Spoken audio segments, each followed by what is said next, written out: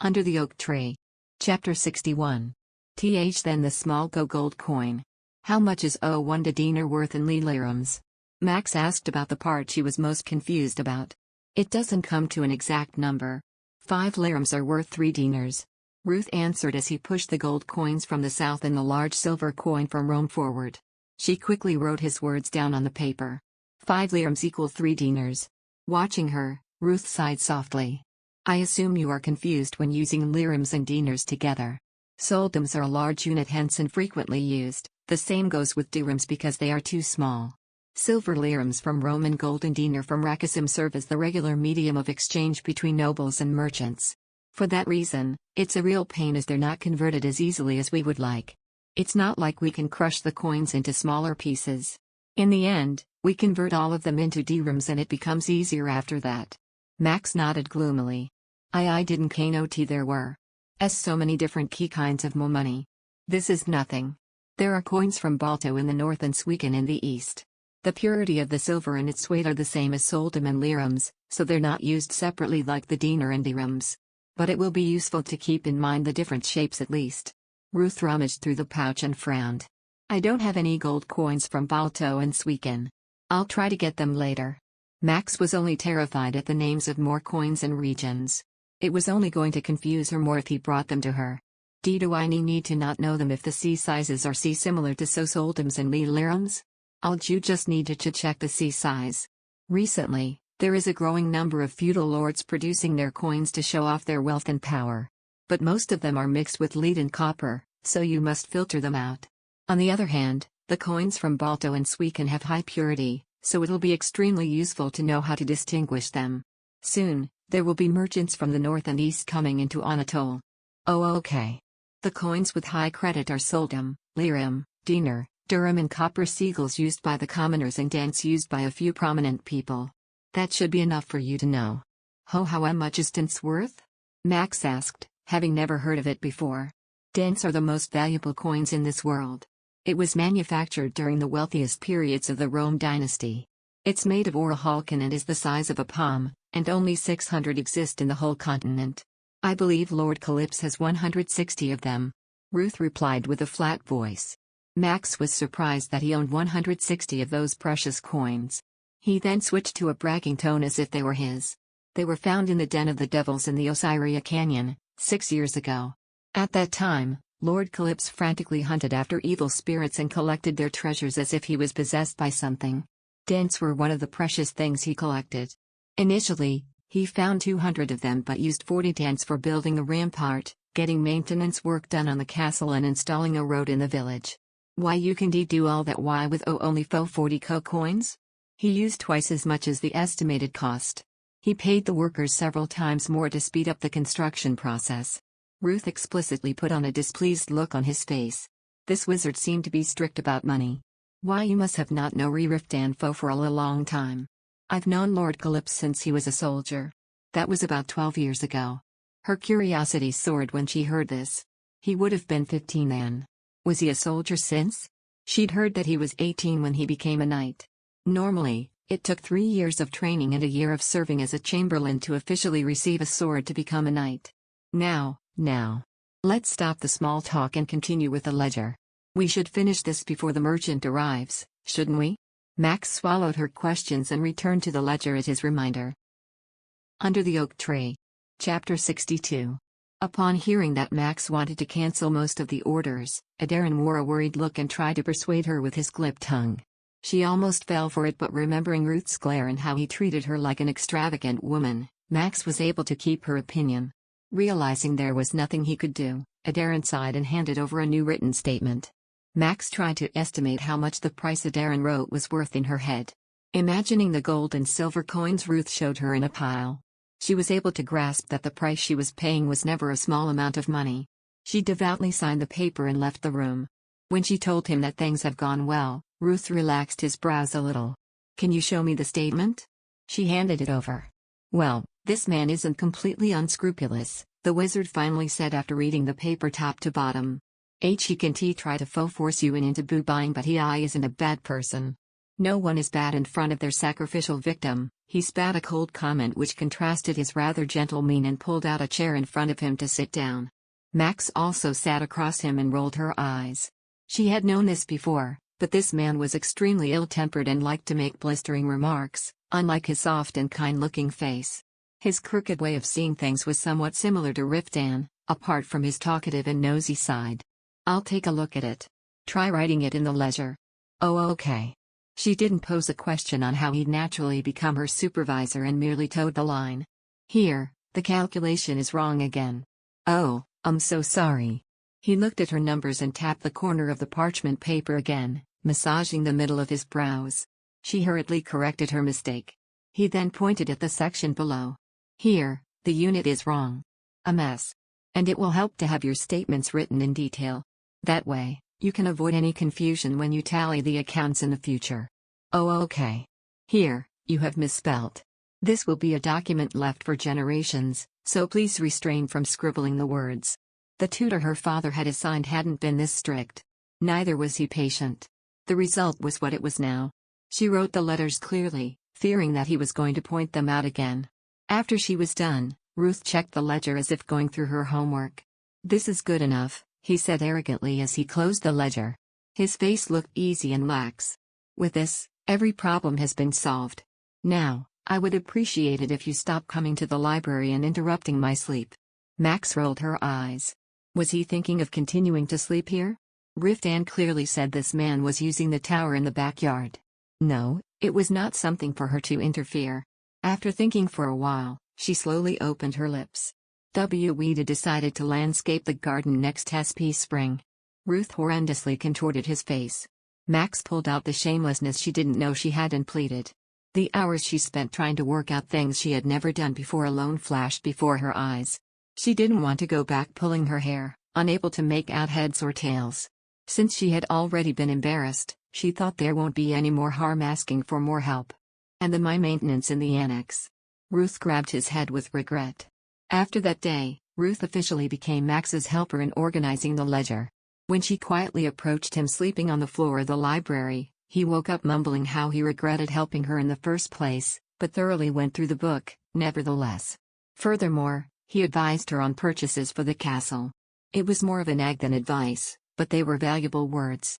Since then, Max started to ask for advice on even little things. "I think the servants will be thrown off if you order them to pull out the tree next to the gazebo," Ruth said after quietly listening to her plan on redecorating the garden. She tilted her head to the side. "It's dead and doesn't sprout leaves in anymore. People of Anatole believe that spirits lie in trees. For that reason, people here do not uproot trees simply because they're dead and regard logging as sacred work. The servants will be shocked at your order to remove the tree just because it looks bad." Boobot. Max was befuddled. She had never known of such a custom back in Kwa. If we tell them it will be used for fire, then what would it be AC acceptable? I mean, it's high hideous. They might accept it." He frowned and stroked his chin. "But I'm worried that the tree by the gazebo is an oak." "What about oaks? People here deeply believe in the legend about the first knight who rode a dragon and flew into the sky. The hill where Uyghur hopped onto the dragon is the hill right there. Under the oak tree." Chapter 63. Ruth pointed towards the steep hill beyond the window. While she knew about the legend of Uyghur, it was still a tale novel to her ears. It was every boy and girl's bedtime story. How the gods bestowed Uyghur a holy sword and he put an end to the Dark War while uniting the Western world and establishing the Kingdom of Rome. Even after all these years of knowing it, the awe didn't wane the slightest.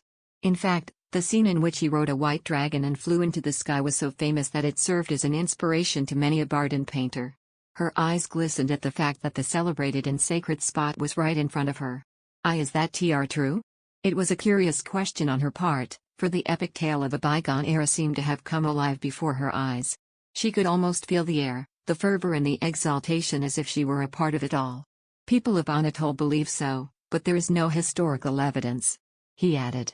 And with that, the excitement visibly drained from her face. The legend that she had grown up on was now a sacrament and Uyghur revered throughout. But what does that have to do with the oak tree? You know the part where Uyghur, the hero, made love to the spirit of an oak tree. People believe that the spirit still waits for Uyghur to return. Women from the village gather around the tree during the spring festival each year and sing the spirit's song of love. So that's why they would never take do down the TR tree. Ruth nodded. Max considered his explanation. Regardless, the tree was still hideous to be standing in front of the main entrance of the castle. What would the servants reply if I order them to remove the TR tree? Anatolians do worship Uiguru quite a lot, so they won't be satisfied with your decision.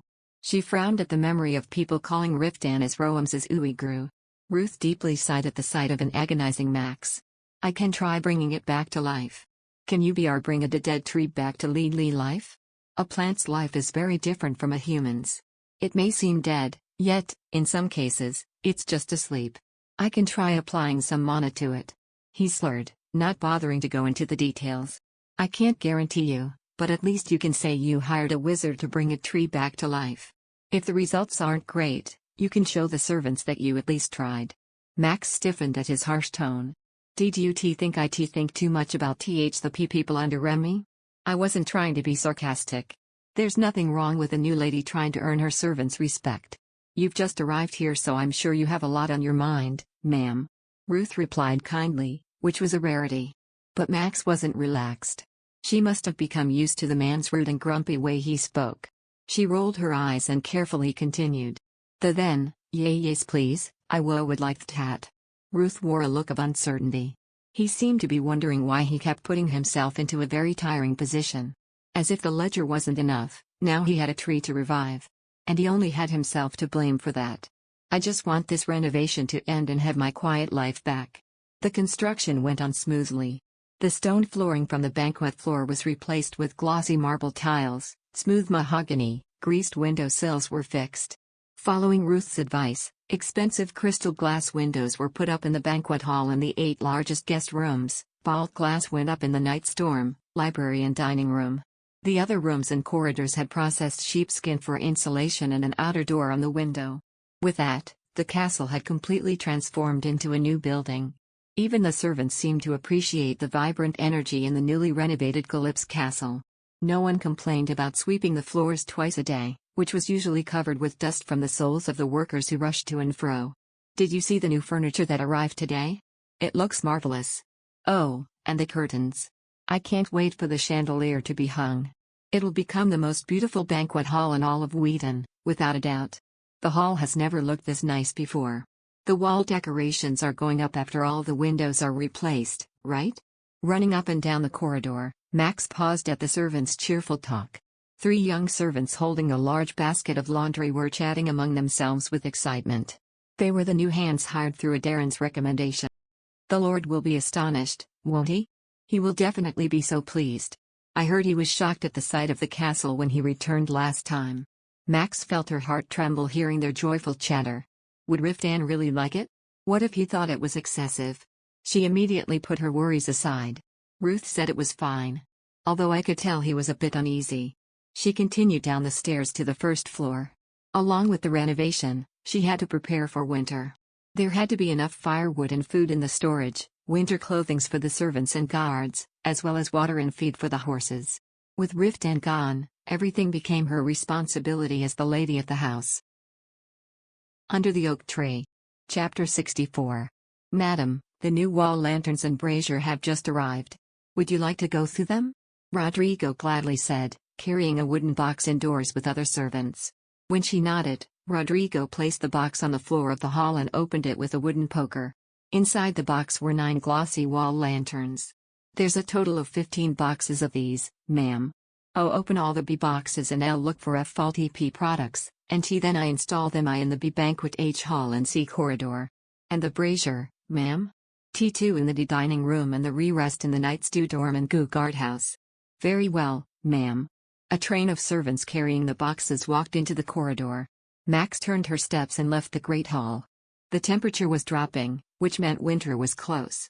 She blew her breath into the air to see if she could see it, and headed to the stable, going around the garden and through the trail. She was going to visit the stable, the annex and the blacksmith room to check if anything needed replenishing. When she went through the ledgers from the past, she realized the prior lady of the house went around the castle once every year and kept a record of things in storage. Reflecting on how she poured all her effort into decorating the great hall, she decided to spend the day taking care of the other facilities. She started by paying a visit to the stable. When she appeared, the horsemen transporting fodder jumped, removed their hat and bowed. "Madam, what brings you here? You could have sent a servant over." It was Kunal Osman, one of the first people she was introduced to on her first day at the castle. He ran forward at the sight of her. Max took a deep breath and calmly parted her lips. Everyone is quite busy. I was getting ready for winter and was wondering if the stable needed anything.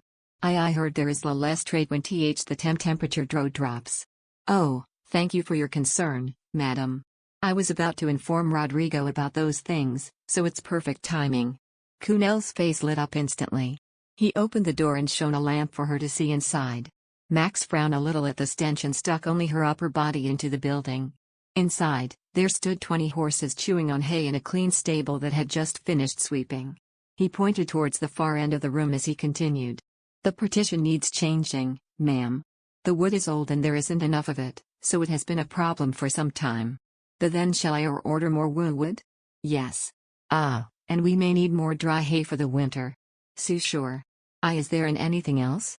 "That is more than enough, ma'am. Thank you for your concern." The old man beamed. Max smiled along with him. The people who once shuddered with fear around her were now looking her in the eye and talking to her sincerely. Her tongue was stiff as usual, but thanks to the frequent conversations she had for the past few days, she felt like she was stuttering less than in the past. Proud at her improvement, she walked out of the stable and into the large field. The shadow from the rampart added an extra chill to the air. She tightened the shawl around her shoulders. A breeze carrying a scent of grass grazed past her hair. She brushed a few loose strands of hair from her face and soon stopped walking when she remembered how Riftan had said he liked the puffiness of her locks, akin to a cloud. When she raised her head, she saw the mountaintop he would have climbed over when he left. Would Riftan have arrived at Drakium by now? He had gone to the capital of the kingdom to attend a grand feast held to congratulate him. She imagined Riftan, dressed in silver armor, standing tall as he was showered with the praises from the nobles. He would look marvelous, just like the hero from the legend. She was sure nobody was going to ignore him or mention his background now. Even the noble women who'd once looked at him with disdain would be captivated. When Max finished thinking, she felt blue. As she pictured Riftan in a fancy banquet hall, surrounded by beautiful women dressed in fancy apparel, anxiety crept from the bottom of her stomach. There ought to be younger and prettier women there. Riftan may have realized his mistake by now, upon receiving looks of admiration from the ladies, and started to regret agreeing to carry on with the marriage. "What are you doing all alone out here?" Under the oak tree. Chapter 65. The sudden voice pulled Max out from her unpleasant thoughts. She turned back and saw two boys dressed head to toe in black tunics looking at her curiously. At their gaze, she instantly straightened herself up, realizing that they were apprentices she had seen several times with Riftan before. The two boys politely bowed their heads as a greeting, hands on their chests in reverence as one would expect from a knight in training. "We're sorry to have taken you by surprise.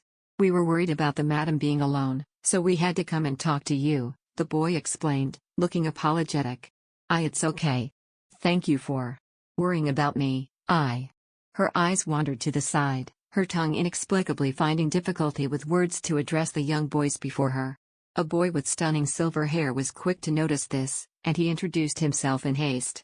"We apologize for the late introduction. I'm Yurikshan Lober. We are knights in training waiting for our knighthood next year." The taller boy next to him also opened his mouth to say, "I'm Geril Avakin. I'm going to be knighted on the same day as my friend here," he gestured to the silver-haired boy. Max fumbled with her hands. I am Maximilian." Calypse, her introduction coming out in an embarrassing stutter. Despite having already known her identity, Yurikshan flashed her an amicable smile, as if to reassure her. "You must have been taking a walk alone," he continued after the exchange of names had come to close. No. I was touring the inner facilities," she answered with some hesitancy, fearing the latter would reprimand her. The boy's face turned grave after hearing her answer. "It is dangerous for the madam to travel alone even if it's just inside the castle. There has been frequent outside visitors these days, and if somehow a mishap occurs." "Me mishap?" she asked back in shock, finding the situation quite nerve-wracking. Sensing their madam's apprehension, the boy hurriedly added in panic, "I wasn't trying to scare you. I was just worried for the madam of the estate. Then he added in an afterthought, "Ah. If you don't mind, may we accompany you, madam?" Max hurriedly declined with a fervent shake of her head, "No. I can't just take here, precious time. Please don't say something like that. It is an honor for a knight to serve the madam. We may not have been officially knighted. Yet we would risk our lives only to save you from any danger," the boy heatedly expressed. At the startling amount of fervor in his words, Max took an unconscious step back. Seeing their madam recoil, the boy next to him stabbed him in the ribs as a warning. "Yuri, stop exaggerating your words." "Exaggerating? I am deadly serious, I truly would." Perhaps realizing his brashness, the boy quickly clammed his mouth shut with some embarrassment. The next time he faced Max, he was a tad calmer. "Anyways, you can't go around alone. I can call a guard if it's specifically my service you find not to your liking," he gently said. As much as Max appreciated their efforts, she found it to be over the top to be guarded inside the castle's safe premises. It's just inside the castle. To go that far? "Madam, there is no guarantee that the castle is safe. If anything happened to you, madam, I would be too ashamed to face Lord Calypso on his return." The boy's face turned shades of blue with his rapt reply, with the idea of their beloved leader scorning them. As soon as Max was greeted with the sight of the young boy's cruming face as if the world was ending, she immediately felt sweat ooze from her pores. Well, if it worries you that much, then, please." She finally acquiesced. Given her consent, the boy's face instantly lit up. She felt an onset of dizziness at the quick change of expression. "Where should I escort you to, madam?" Resigned to her two new companions, she quietly said, I was on my way to the blacksmith." "What a coincidence. We were also on our way to the blacksmith. I'll accompany you there." With that, Yurikshin took the lead with energetic steps, a more placid Garo following after him with a shrug of his shoulders. It was only after a moment's hesitation that Max began to trail after them, feeling very awkward. The boy's passionate attitude was something refreshing to Max, and was a contrast against the callous, taciturn countenance of her husband, Ruth's bluntness, and the rest of the knight's indifference to her. "He's probably 16. Maybe around 17 years old? Do you have any special business with the blacksmith?" The boy prompted her away from her thoughts. My business is, when winter comes. Merchants said that they would come less often, so I'm checking if they need anything." The boy's eyes brightened. "I see. I was on my way to the blacksmith because I broke my sword while sparring." He cheerfully pointed to the pointed blade hanging on his waist. "It's a bit embarrassing, but this is the second time it broke this month alone. I break it so often that the blacksmith starts nagging as soon as he sees me." A slight smile tugged at the corner of her lips. She could tell Yurikshin was embarrassed by the faint tinge of red on his cheeks, and while his outpouring friendliness was quite overwhelming, Max could see he was a kind and easygoing person. "I don't know when I can reach the tip of Lord Calypso's feet with my labors. No, rather, if I could amount to the furthest tip of the Lord's feet, it would already be an immense relief." The boy beside him, who had remained silent throughout, suddenly quipped, "We would be conscripted to the Ream-Dragon Knights next year. Isn't your goal too low?" "Garo, you still don't understand Lord Calypso's greatness," he replied with a mild shake of his head. "It's already a tremendous achievement to reach just the tip of the tip of the tip of his feet. Forget even reaching the tip of his feet." "Oh, really?" the latter replied with a resigned tone and slightly fed-up look on his face. Meanwhile, Max felt enthused at the boy's blind reverence for Riftan, and she couldn't help but join their conversation. "Riftan? Is he that outstanding of a knight?" Under the Oak Tree. Chapter 66. "Madam, he's not just outstanding." The boy looked back at her as if she were describing Riftan with the most austere terms. He then launched to a tirade of Riftan's outstanding achievements that led to his reputation. "Lord Calypso is the greatest knight in the continent. There's a reason why he is called the Wise Man of Uiguru. Across the continent, there are only 5 knights that are revered as Rasa Uiguru. 2 out of the 5 knights were bested by Sir Calypso. It was only 6 years ago that he beat Libadon's top knight, Seshur Aran, but he also beat the Holy Sword of Osiria, Kual Leon, at the Western Union swordsmanship competition." Max only smiled vaguely in return. She had heard about the commander of the Paladin Division many times, a man commended for his excellent swordsmanship, yet, it never dawned on her that her husband could far surpass a man considered to be an elite knight in the continent. "I decided to be a knight after seeing Sir Calypso's performance during that sword competition. I have admired him ever since." The boy finally ended his impassioned speech with his devotion to Riftan. I see." Max replied at a loss for words. This, in turn, prompted a stern look on the boy's cheery face. "Madam," he somberly started, "you have no idea how incredible Lord Calipy's is, do you?" She hurriedly countered with her little knowledge on Riftan. I know. About the D-Dragon. Even if he did not participate in the expedition, Sir Calypso is still a great knight. Have you never seen him swing a sword before?" I have." She interjected immediately, feeling quite defensive. "I saw him fighting a monster." Her words trailed to a quiet whisper.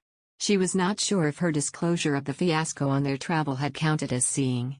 It was the first time Riftan had wielded his blade in front of her, yet she had passed out, unable to see the spectacle.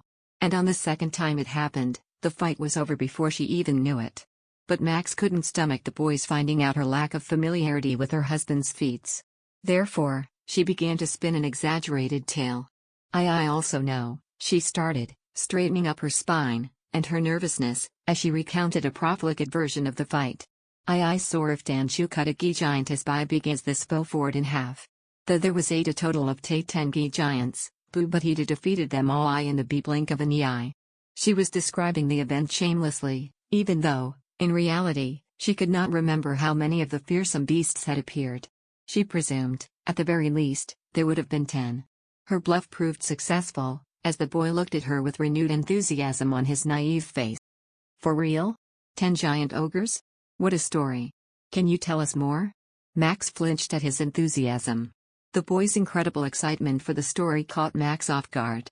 However, at this point, she could not tell him the mortifying truth that she could not remember because she had fainted. She quickly remembered a tale she heard from a minstrel and made up an outrageous story, her stutters increasingly becoming evident with the deepening lie. While we were on a carriage, so suddenly he heard a loud screech. It was so loud that I thought the sky was tearing apart. My entire body froze because I was so scared. I didn't even realize that Riftan took out his SW sword. And by the time I noticed, Riftan had already gone out to fight. Sir Calypso's swordsmanship is the fastest in the world. His enemies always end up with their head decapitated and their bodies split in half, bleeding all over the ground before they even notice him taking out his sword. The boy yelled with delight. Although she found it disconcerting how the boys enjoyed hearing such a morbid tale, she continued on regardless. Outside, there we were 10 giants as big as a fort. All the knights drew their swords. Riftan we went ahead of them and swang his sword at the biggest giant. Then the giant. Max looked up, trying to recall what the boy had said earlier. Trying to intertwine some semblance of reality in her story. The giant's head was decapitated, and its torso cut in half and blood sprouted like a faux fountain. Then it dropped to the ground. Sir Calypso's sword had even split through the dragon's breath. He nodded, convinced. Humph. An ogre is only a piece of cake for him. Max evoked exhilaration on the boys with her tale. Despite her bothersome stuttering, the boys showed no sign of annoyance and patiently waited, eyes sparkling, as she went on with the story. Their reactions that of pure astonishment served to fuel Max further, her tale increasingly becoming animated as she started to mimic the giant. Another giant saw what happened and shouted so loud that my ears popped and it swang a huge bot with a SW swoosh. Riftan jumped up high like a flying swallow. And dodged like it was child's play. She smiled, quite liking her description of him as a sprightly flying swallow. The giant was so dull that it couldn't keep up with Riftan's movement and kept slamming the ground with its bot. Boom. Bam. So strong that it felt like the earth was shaking. She imitated the giant slamming the ground with its weapon of destruction. The boys' shoulders also shook as if they were dying to know what happened next. Max, too, began to feel uncontrollably excited as it was the first time someone had been so engaged in her story. Then. Riftan swang his sword. There was a sudden flash and then I saw the giant's big arm cut off like a sausage. Then it dropped at the ground with a loud thud and blood. She noticed that whenever something gory was mentioned, the twinkle in the boy's eyes became even more dazzling. She raised her arms and yelled. Bee blood rained Lee like a shower. Every tea time the giant show shook its half-chew-cut arm, black bee blood poured dew down everywhere like heavy rain. I had to bathe for half a day just to wash out the blood on me. Max, who was swinging her arm, trying to mimic the giant with a decapitated limb, suddenly froze. Under the oak tree. Chapter 67. As she turned her stiff head, she saw Ruth squatting under a tree carefully scraping the moss between its roots. Soon after, he grabbed his sack and stood up. My clothes and armor are stained so black, I wonder if I should change the name to Knights of Hume, Black Dragon instead of Rem, White Dragon, he said with a sour face. Mr. Ruth. Yurikson, visibly glad to see him, ran towards him. What are you doing here? I am making reagents at Lady Calypso's request, to revive the trees in the garden, said he as he lifted up a sack. Fixing his gaze upon her, he continued. It seems you were recounting the fierce battle you went through during your journey. Max literally flushed from head to toe. She had been caught bluffing, red-handed, and out of all the people, by the very one who saw her vomit and pass out. All she wished was to turn into dust and disappear. However, the mood of her audience wasn't affected at the slightest. The boys shook with excitement, not noticing her embarrassment at all. Yes. She was telling us how Lord Calypso slayed 10 giant ogres in a blink of an eye. 10 giant ogres, you say? As each word drawled, Max's heart pounded tenfold with anxiety. She wondered if she should cut her losses and just get out of here on the pretext of having something urgent at hand. Her eyes darted eyes around like a prey looking to escape. Like Ruth didn't know what she was thinking. He cast her a sly smile and while sounding completely natural, he said, You only got that far? There was also a battle in the mountains. A battle in the mountains? Yurikson exclaimed. We were crossing the Anatorium mountain when we ran into a pack of werewolves. How? How many were there in total? Mrs. Calypso? My memory is a bit blurry off late. I also don't. Understandable, I mean there were so many that it was tough to count.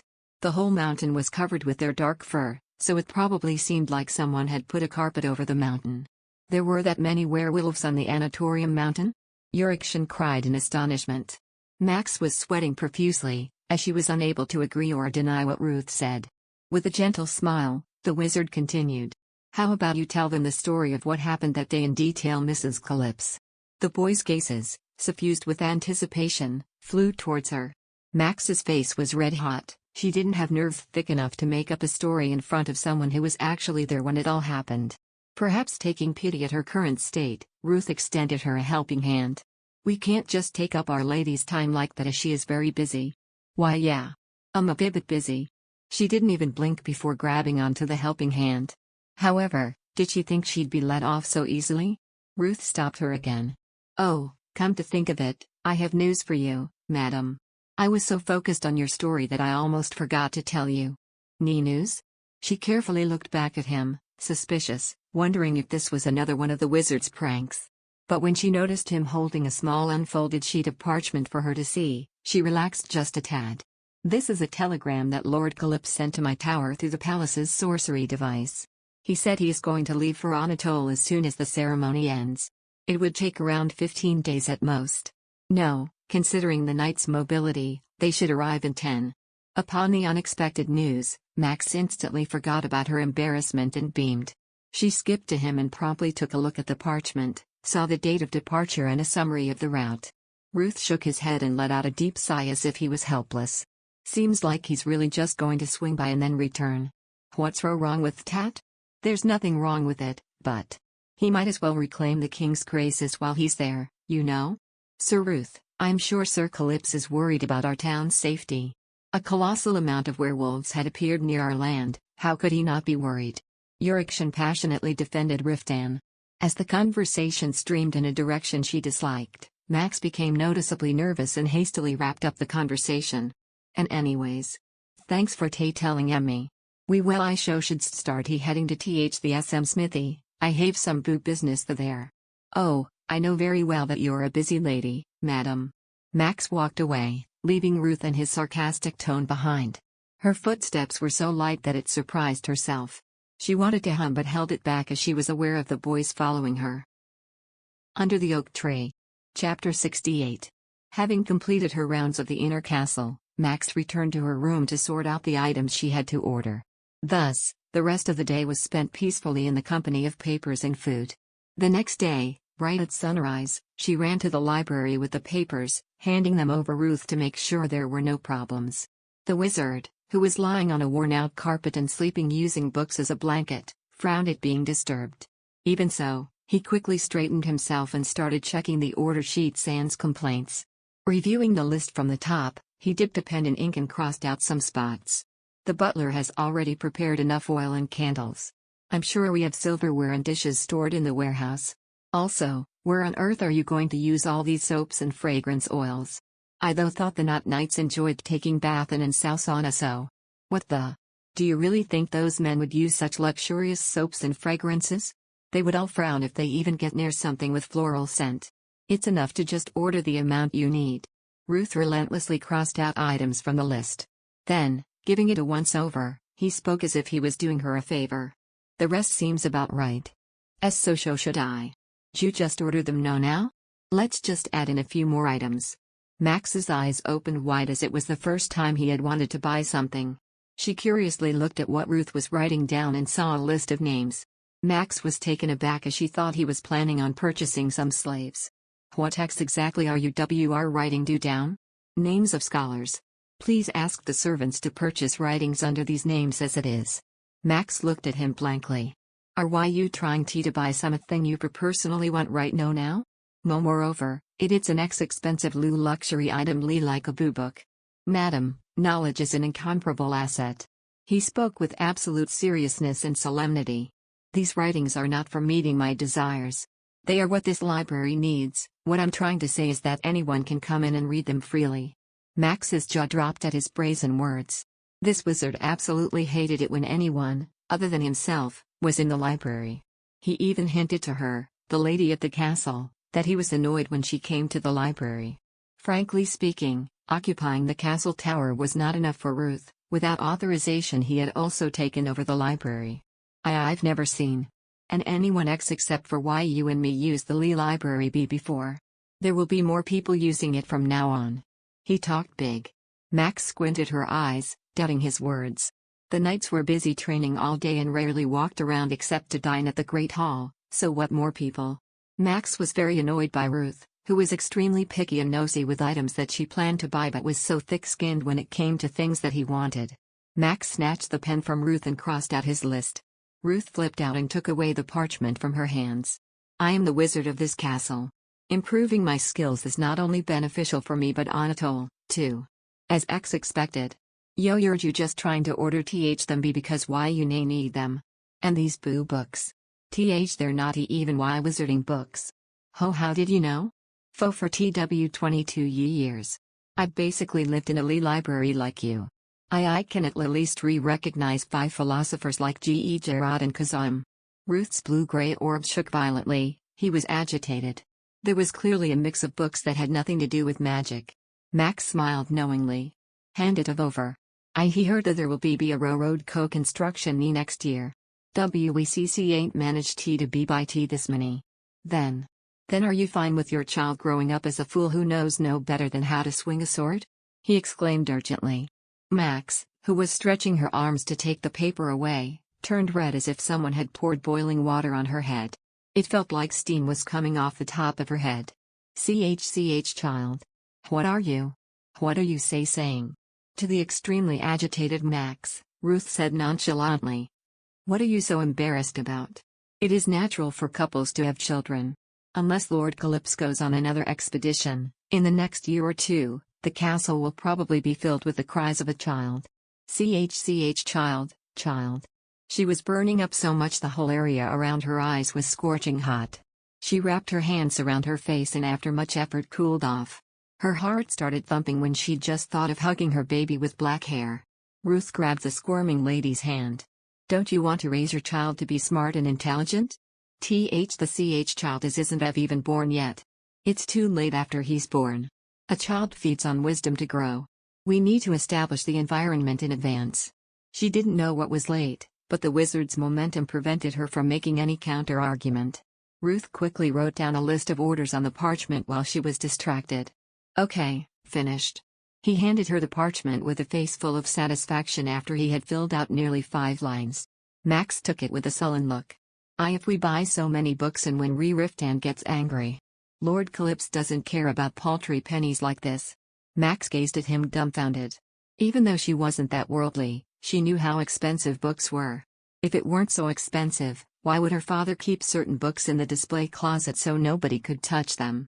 Glass couldn't even compare.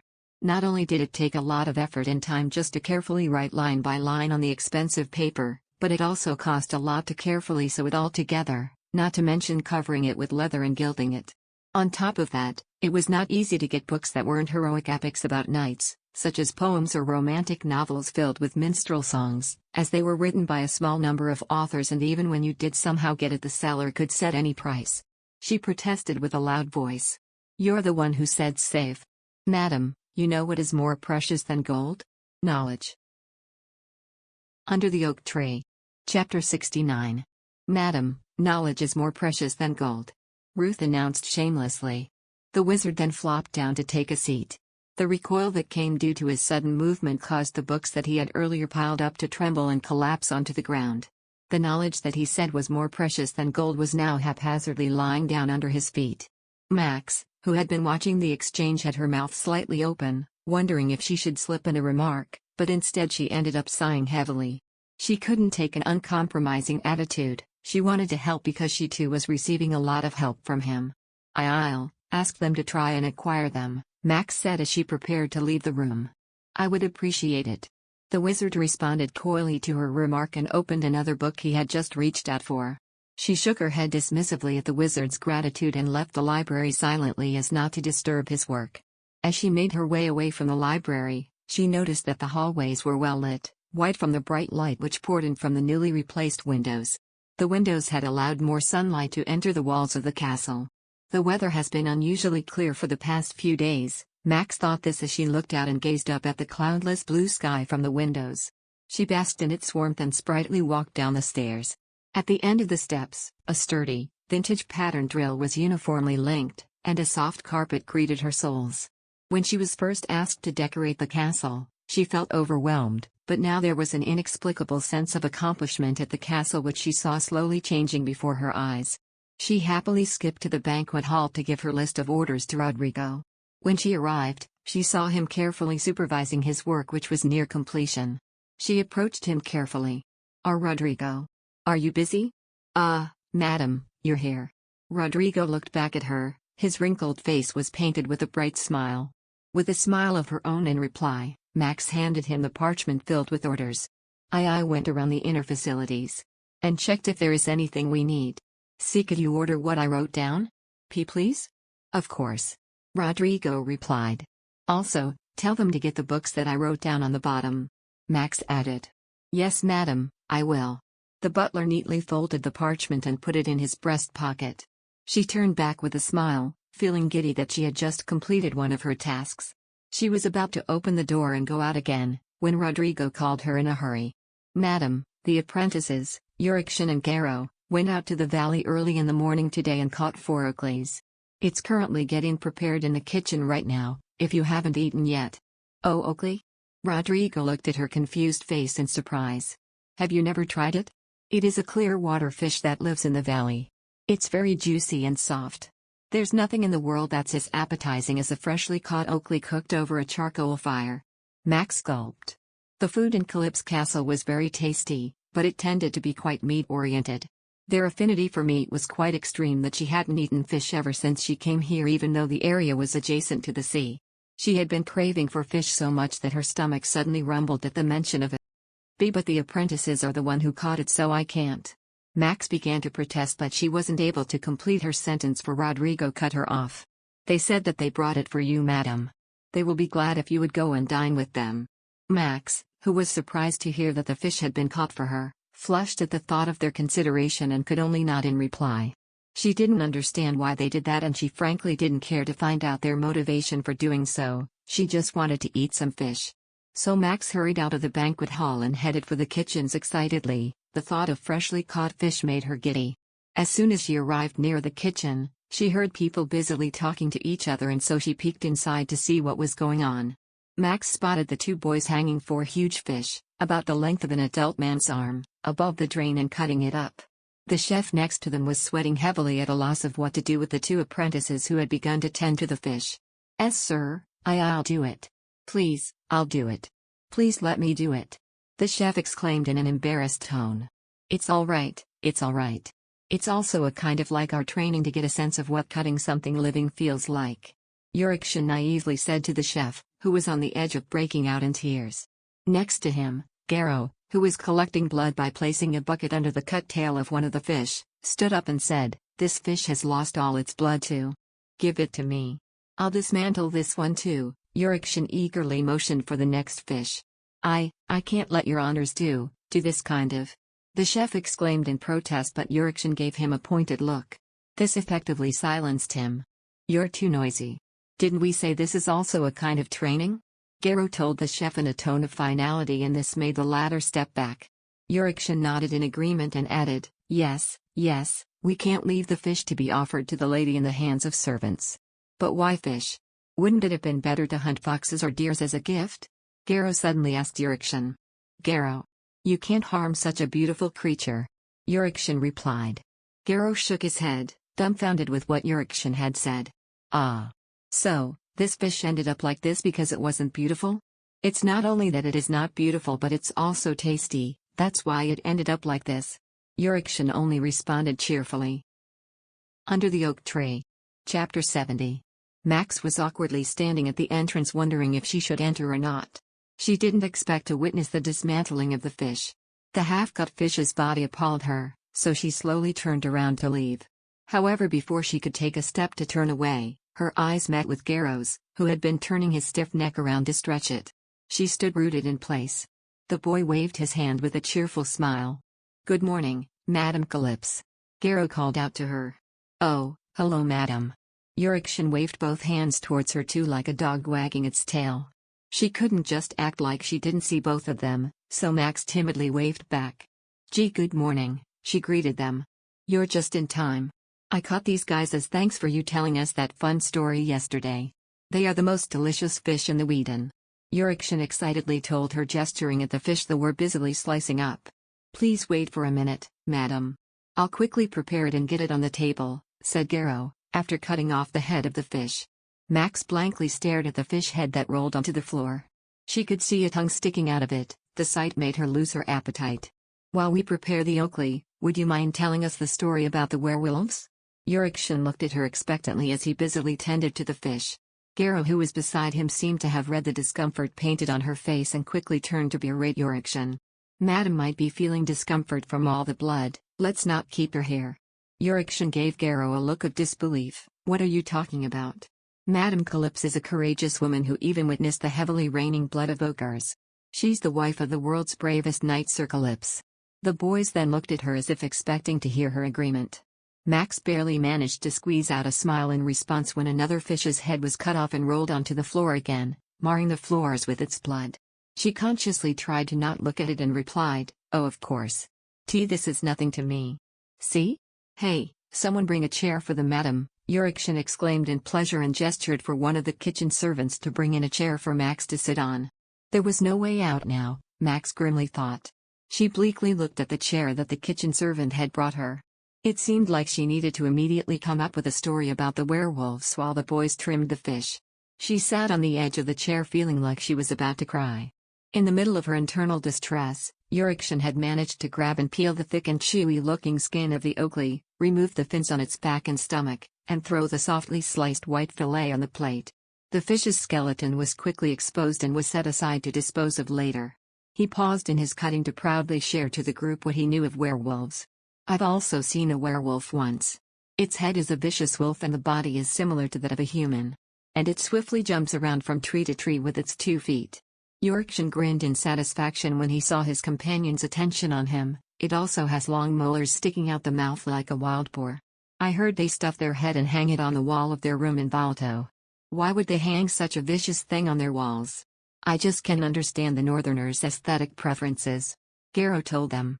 "Wolves are a symbol of bravery to them," Yurikshin simply replied. Max eyed the pinkish flesh of fish fillets stacked on the plate that had now begun to look like a small tower. Her feelings of disgust at the sight seemed to steadily fade as the fish forms slowly disappeared. Max shook her head to dismiss the thoughts of the fish and secretly took a deep breath to regain her composure. Her companions were expecting a story from her, this is why they wanted her to dine with them. They used that fish as bait. Just as she let out a sigh, she noticed that Yurikshin was looking back at her and was wiping the water off his hands with a white cloth. Isn't it funny that they're showing off how brave they are by catching and stuffing a puny werewolf?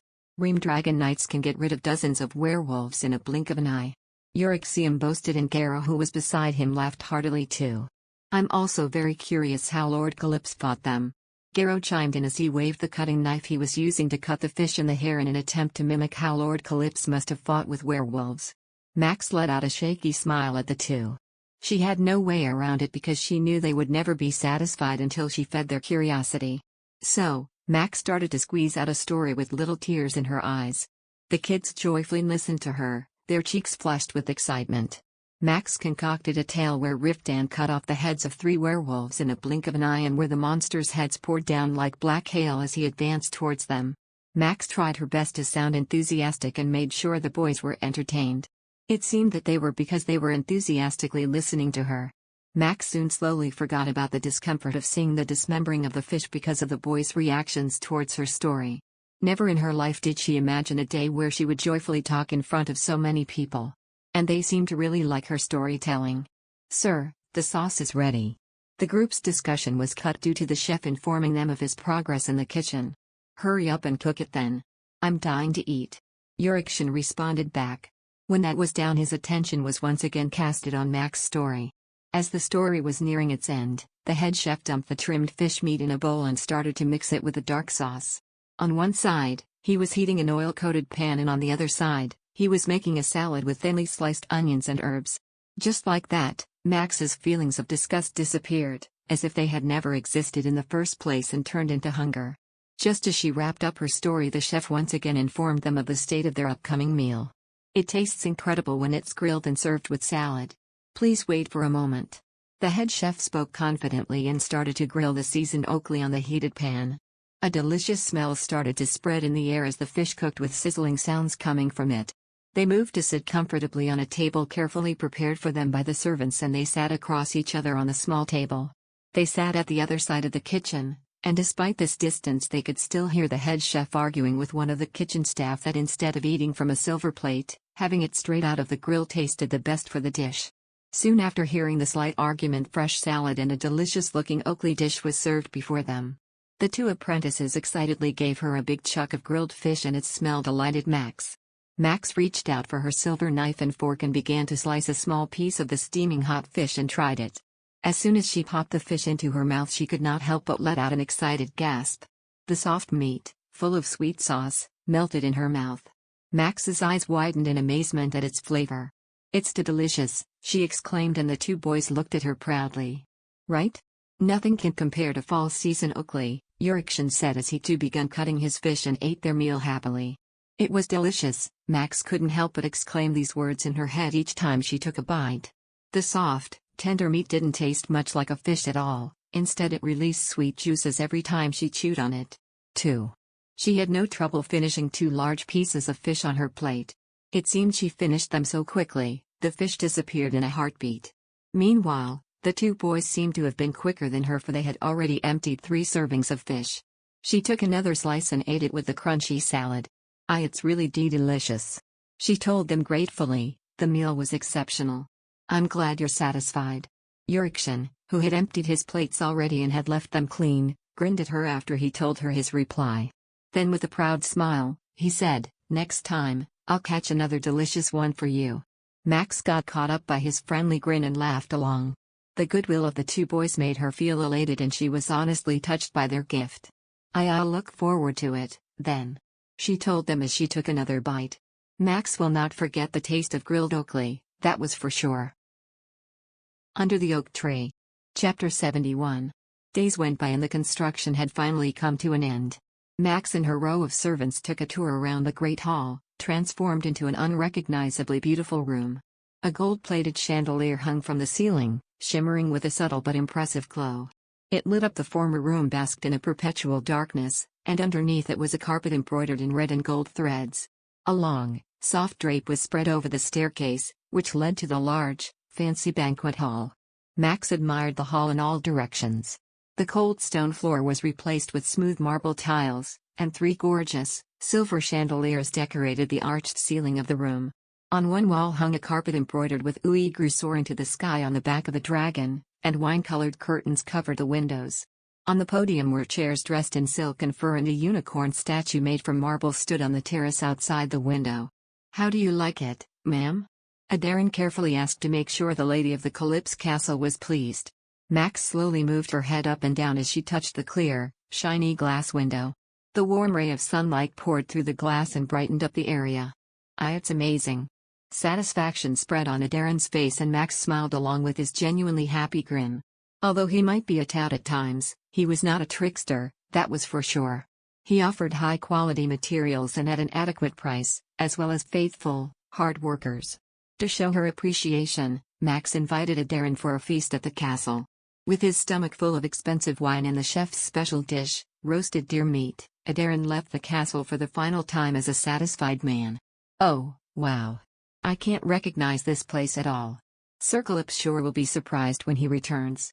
Standing by the front door, watching the merchant's couch disappear in the distance, Max turned her head at the voice. It was Ruth, scratching his messy gray hair, coming down the stairs. Max asked with a hint of uncertainty. "Why will he like it?" "Well, he did ask for a renovation, so there's no doubt he will be happy at the sight." His apathetic response did not help Max feel confident at all. She glared at the sloppy man, lazily yawning, and replied with frustration. "Dodo's it who heard if you give a compliment? It's beautiful. It's so spick and span I can't seem to open my eyes. My mind is completely blown away by the glittering spectacle," he soullessly recited as he stretched his back. Max once again stared at him with disdain, but Ruth ignored her walk towards the door. As he was about to leave, he remembered something and stopped to turn and looked at Max and her entourage of servants. Is this the right time?" He mumbled to himself and pulled out a small bottle, swirling with unknown liquid from his inner chest pocket. "The potion to bring the tree back to life is ready. Do you want to test it now?" "Already?" Her eyes widened discreetly, aware of the eyes around them. "I sacrificed my sleep to get this ready," Ruth said, although it was obvious he just woke up from a good long nap. Having seen him sleeping on the library floor a couple times, Max wanted to give a snarky reply, but in the end, she couldn't resist nodding. It was true that he had gone through extra lengths to help her with the ledger and make the potion. He turned his steps and walked out to the garden and stood by the lifeless oak tree next to the gazebo. Max stood by him as she watched him uncork the bottle and pour the mysterious liquid over the roots of the tree. "Oh, the mighty spirit of nature. Take this poor one into your arms and grant your breath of life," he chanted. Max rolled her eyes at his loud voice. She herself was frequently treated with spells after being hit by her father, often at a young age, and was familiar enough with the procedures to know witchcraft can be used with simple commands. She was sure his elaborate monologue was for showing off. Just as she was wondering why Ruth was exaggerating, Max glimpsed at the servants behind her, full of awe, and realized his intention. It was to show them he was doing his best to bring the tree back to life. Ruth opened his arms and looked up to the sky as if receiving vigor from the gods above, then brought his hands together by his heart and solemnly closed his eyes. Max bit her lips to swallow her laughter, but soon was wide-eyed when she saw faint waves of light coming out from the outer line of his body. The light began to accumulate around him, and Max exclaimed with astonishment. Besides being the subject of witchcraft, she had never witnessed a spell in action up front. The soft light oozing from his hands spun around his body once and slowly surrounded the tree, and the ugly, dead oak gently took in the light, as if it were drinking it. Under the Oak Tree. Chapter 72. Watching this charming spectacle, Max stealthily poked the light, shining with a warm glow. Then, the glob of light soaked into her hands like honey. Startled, Max pulled her hands away and Ruth bulged his eyes at the sight. "How odd," he said, lowering his hands by his side. After all the light had seeped into the tree, Ruth stroked the rough branches as if to check something and turned to face Max. "Madam, it seems you have an affinity, although only a little, to mana." "Affinity to mana?" "It is the most basic talent required to practice magic." Max stared in wonder. She had what it takes to become a witch? Lost in deep thought, she stared down at her own hands when Ruth shrugged his shoulders. "It's only the most basic skill. It's just like having a bit of agility which can help you become a swordsman." You can't become a witch or a wizard for only having that. Ah. I see. Max drooped her shoulders at his words, unexpectedly dampened by his words waking her up to reality. Of course, there was no way she had any special skills. Ruth smiled gently at her disappointed face. Still, it's a very valuable skill. There are many surprising sides to you. She cocked her head at him quizzically. Sue's surprising sides? You can be surprisingly full of rage, you can bluff, you don't want to lose, and you have an affinity to mana. Her face flushed at the unexpected descriptions. It didn't feel like it was her at all.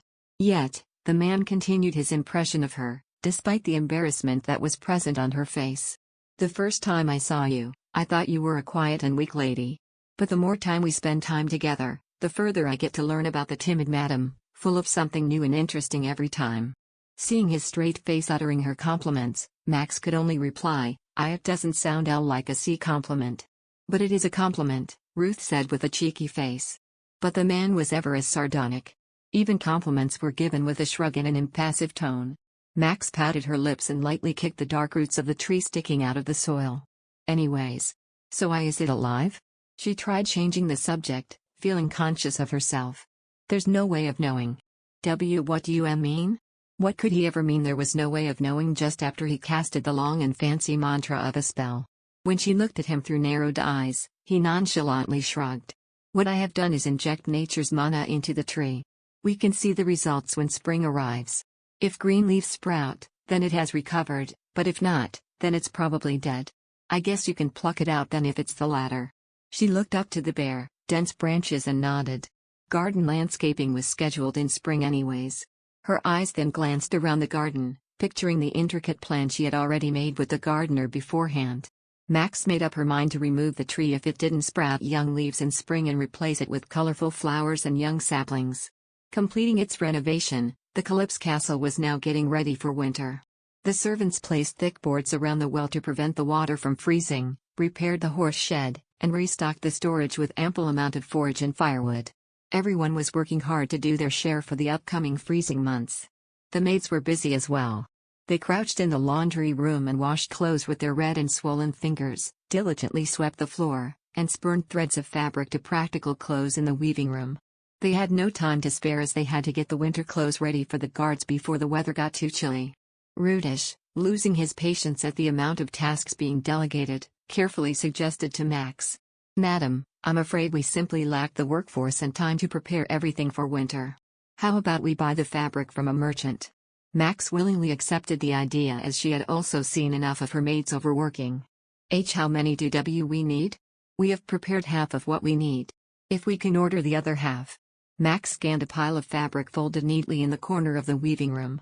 She could already hear the nosy wizard lecturing her for placing a careless order. Her fingers carefully brushed across the parchment as she wrote the amount they needed and closely examined the amount of fabric prepared by the maids.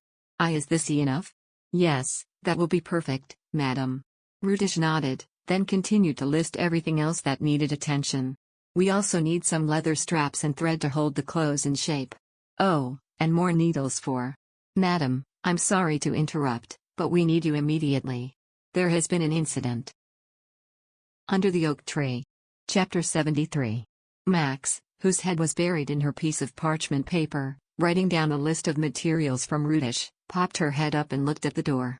There stood Rodrigo, looking very worried and urgent. What's wrong? A man claiming to be Midas, Lord of Southern Libadon, has marched to the village entrance with 30 other knights. But he doesn't have anything to prove his identity, which has caused a problem. Midas? Max frowned at the unfamiliar name.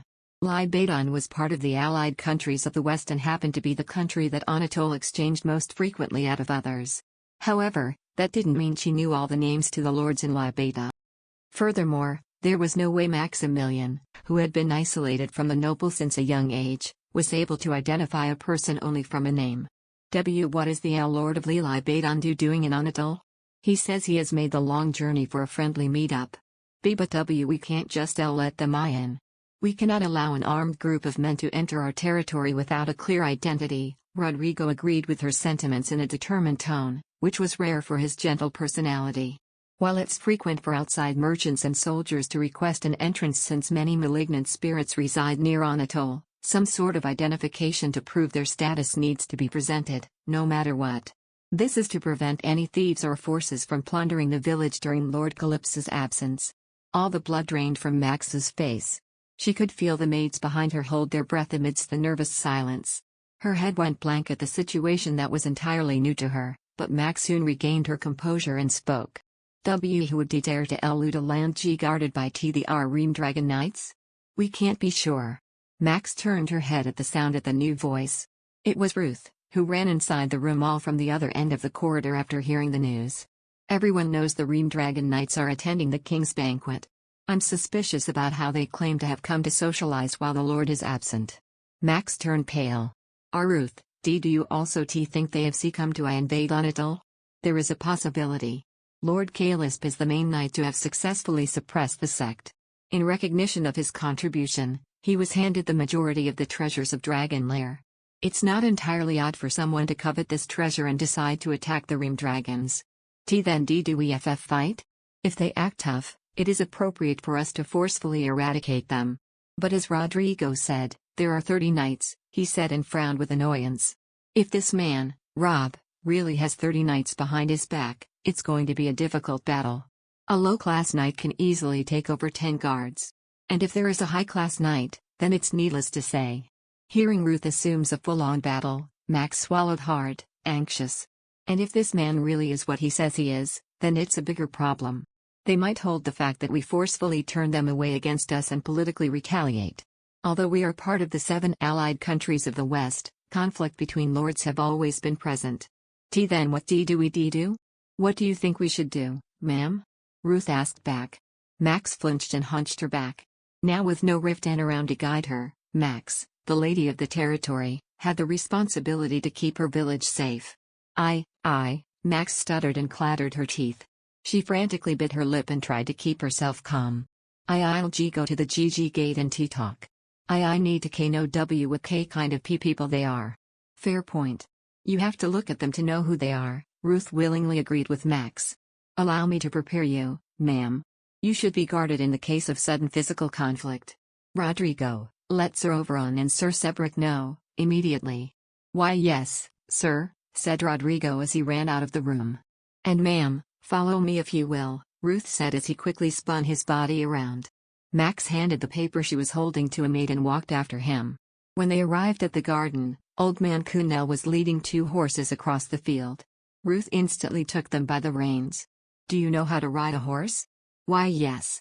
To be honest, it was her first time riding a large horse like this, but she nodded, nonetheless. Max stepped in front of the slim mare and Kunel let out his hand to help her on the horse. When she got on the saddle, she tightly gripped the reins and squeezed her thighs to find her balance. After examining Max and seeing she did actually know how to ride a horse, Ruth hopped onto his. The soldiers will be lined up in the gymnasium. Follow me. And with that, he raced across the garden in a breeze. When Max followed him through a gate, she saw about 30 soldiers standing in an array. An old knight with white hair, who seemed to be the leader of the group, raised his voice at the sight of Ruth. So, there's a guy in the front gate demanding to be granted entrance, huh? He said while riding a horse and lightly tapping on his sword at the promise of bloodthirst. Well, the poor guy should be ready to taste some blood. Under the Oak Tree. Chapter 74. Ruth then clarified, your job, sir, is not to go to battle, but to protect the lady. What? The old knight said and whipped his head around to see Max. She straightened her back and spurred the horse towards him. And nice to meet you. The old man scratched his cheek with his fingers at her careful greeting and replied. There is nothing to worry about, ma'am, as long as I, Oberon, have your back. He then led the army of men through the gate with confidence. Ruth went with them and sent a nod to Max. She also tagged along and crossed the drawbridge, her heartbeat racing with the clatter of hoofs hitting against the stone floor. As she continued to walk along the path she once took with Riftan on a different occasion, she became more and more uneasy. She pressed her lips together, anxious not to bite her tongue, and went down a steep hill and through the busy village. She was frightened to death as she had never ridden a horse at such a fast speed. It was some time since Max maintained her tight grip on the rein and chased the soldiers in front of her when she finally saw the rampart. A young guard by the entrance hurried his steps towards the men on horses as soon as he saw them. You're here. Reaching the gate, Ruth and the old knight jumped off their horses, and minutes later when she finally caught up with the crowd, Max got off as well with some assistance. "Where is this so-called lord from Libadon?" "He is just outside the gate. If you follow me here." "Madam, this way." Max moved her stiff legs and followed them up the stairs to the top of the rampart. There, she saw 31 men on horses on the other side of the wall. They all had fearsome, tanned faces and a long sword on each of their waists. Ruth leaned over and spoke to them, his voice loud and resonant. "Who is the lord from Libadon?" "It is I, Rob Midas," said a man on a ginger horse. Max carefully examined him. He was a man in his mid-30s, sturdy and strong, with light Titian hair. The man looked up to the top of the wall and turned, squinting his eyes to get a better view of the young man asking for him. "Are you the lord of Anatole?" "I am merely an employee here at Anatole. The lady here is my lord's deputy," Ruth said as he pointed at Max standing next to him. Feeling the man's glance land on her, Max unconsciously drew back. At the sight of this, the man smiled with a sneer. "Very nice to meet you. As you've heard, my name is Midas, the ruler of Kaisa, located on the west of Libadon. I have heard impressive words about the Dragon Slayer in my hometown and have made a long journey to meet him, so I request you to open your gates and allow me with warmth." Max took a glimpse at Ruth. His arms were crossed, observing the situation. He didn't look like he was about to help her. She then cleared her throat and opened her heavy lips and raised her voice. I heard why you do not possess any sort of II identification. It is our G guideline to not allow anyone you unidentified.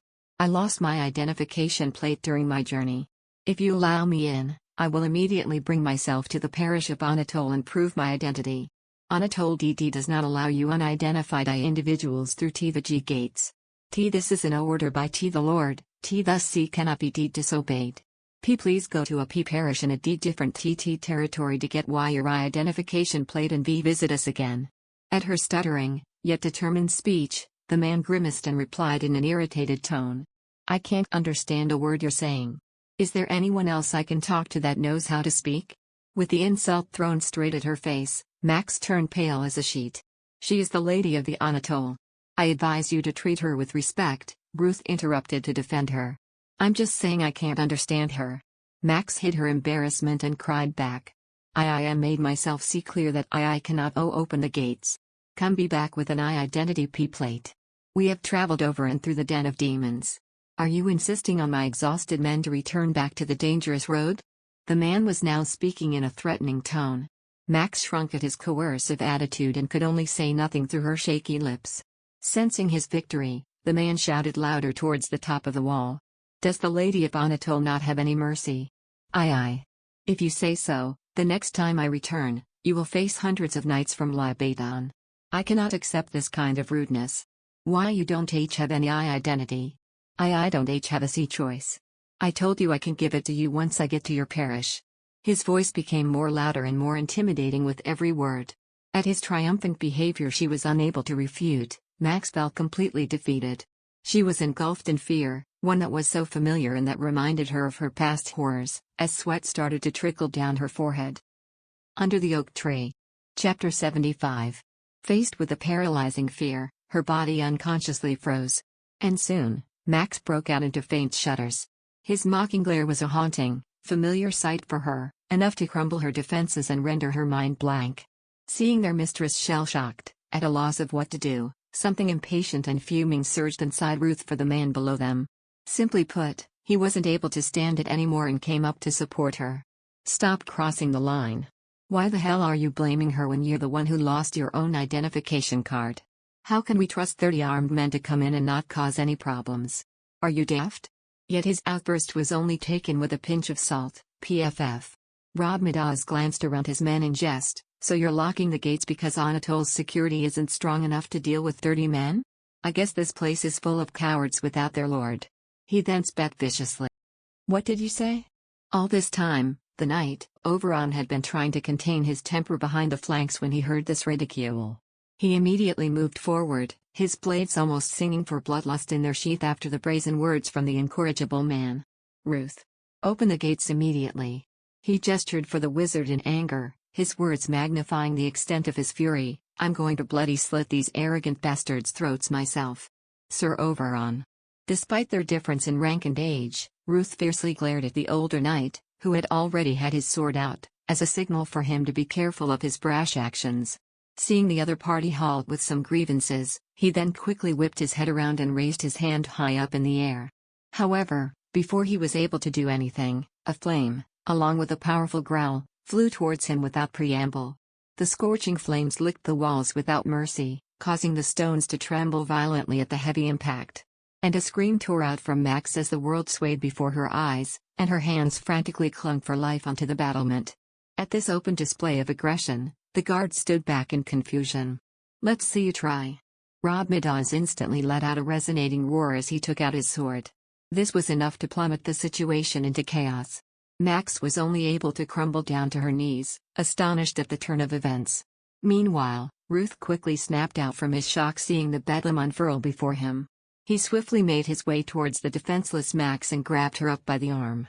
Max numbly followed after him as they ran down from the confines of the wall to safer grounds. The terror freezing her nerves being the only thing stopping her from screaming. From the earlier rancorous attack of the flames, the tall gates had been shattered to cinders and the knights openly marched in with sounds of guttural victory. "Shield," Ruth yelled with his hand up. And upon his order, it was as if nature bent to as well as a bluish barrier of wind appeared, halting the knights' advance. But this resistance was only momentary as an opposing knight swung his sword down and ripped the wind barrier apart with ease. Ruth looked back in alarm. "He's a high-ranked knight. Sir Overon," he yelled to the older knight. "Leave it to me." Despite a towering display of a wall, Sir Overon scaled down the stone walls, landing with an audible sound on the earth. On his descent, he cried and swung his heavy sword towards the battlefield. At the deafening noise of two blades clashing together with immense power, the wind ripped and split into half. Max tried to quickly flee the incoming man, but she felt so terrorized by fear that she tripped on a rock and fell to the ground. "Madam." Ruth, whose hands were tied with making barriers and unable to support her, could only look back and yell. Only a few steps from Max was Sir Overon and the intruder in the middle of a ferocious battle. The wizard and the guards were occupied with blocking the intrusion of the black-clothed knights while simultaneously protecting the civilians. The curious onlookers who had only come to see what was going on, all screamed and ran away at the unexpected battle that came before them. Unable to muster any strength in her legs, Max barely stood up with the help from a nearby guard. Ruth then yelled, "Madam, please take refuge and go to a safe place." "Boo," but she started. Despite her dread, she knew she had to do something, anything. She was the mistress of this home, a home now being ruthlessly invaded by strangers. Ruth seemed to see the determination in her eyes, but he could only root her back to reality. "Go, right now. You're no help even if you stay." His words suddenly faded at the end. The wizard's eyes then shifted back towards the battlefield, his vigor seemed to fuel more energy into his spell. Max trembled all over, feeling out her wits. But then she felt a weird, tingling sensation, a gut feeling, beckoning her to glance into the blue skies. It was right then, a guard shot an arrow into the sky and yelled, "Rereem Dragon Knights. They're here. The Lord has returned." Under the Oak Tree. Chapter 76. The soldier manning the tower cried out in deference, palpable relief on his features at the arrival of these men capable of turning the battlefield around. And it was as if their entrance signified an ominous presence, as it all suddenly became eerily silent. The sounds of fighting and ear-splitting clangs of swords halted, as if it was never there at all. The protectors of Anatole all raised their heads, expectant and joyous, like a sunflower towards the bright sun as the intruders looked back in alarm and shock. There, from up the green hills, only the sound of the hooves against earth rumbled against their ears as silver-armored knights stormed towards the castle. And when the face leading the knights came into closer view, all tension in Max's body bundling her nerves tight immediately disappeared. Yet this return was far from their first meeting, it marked a different feeling inside her.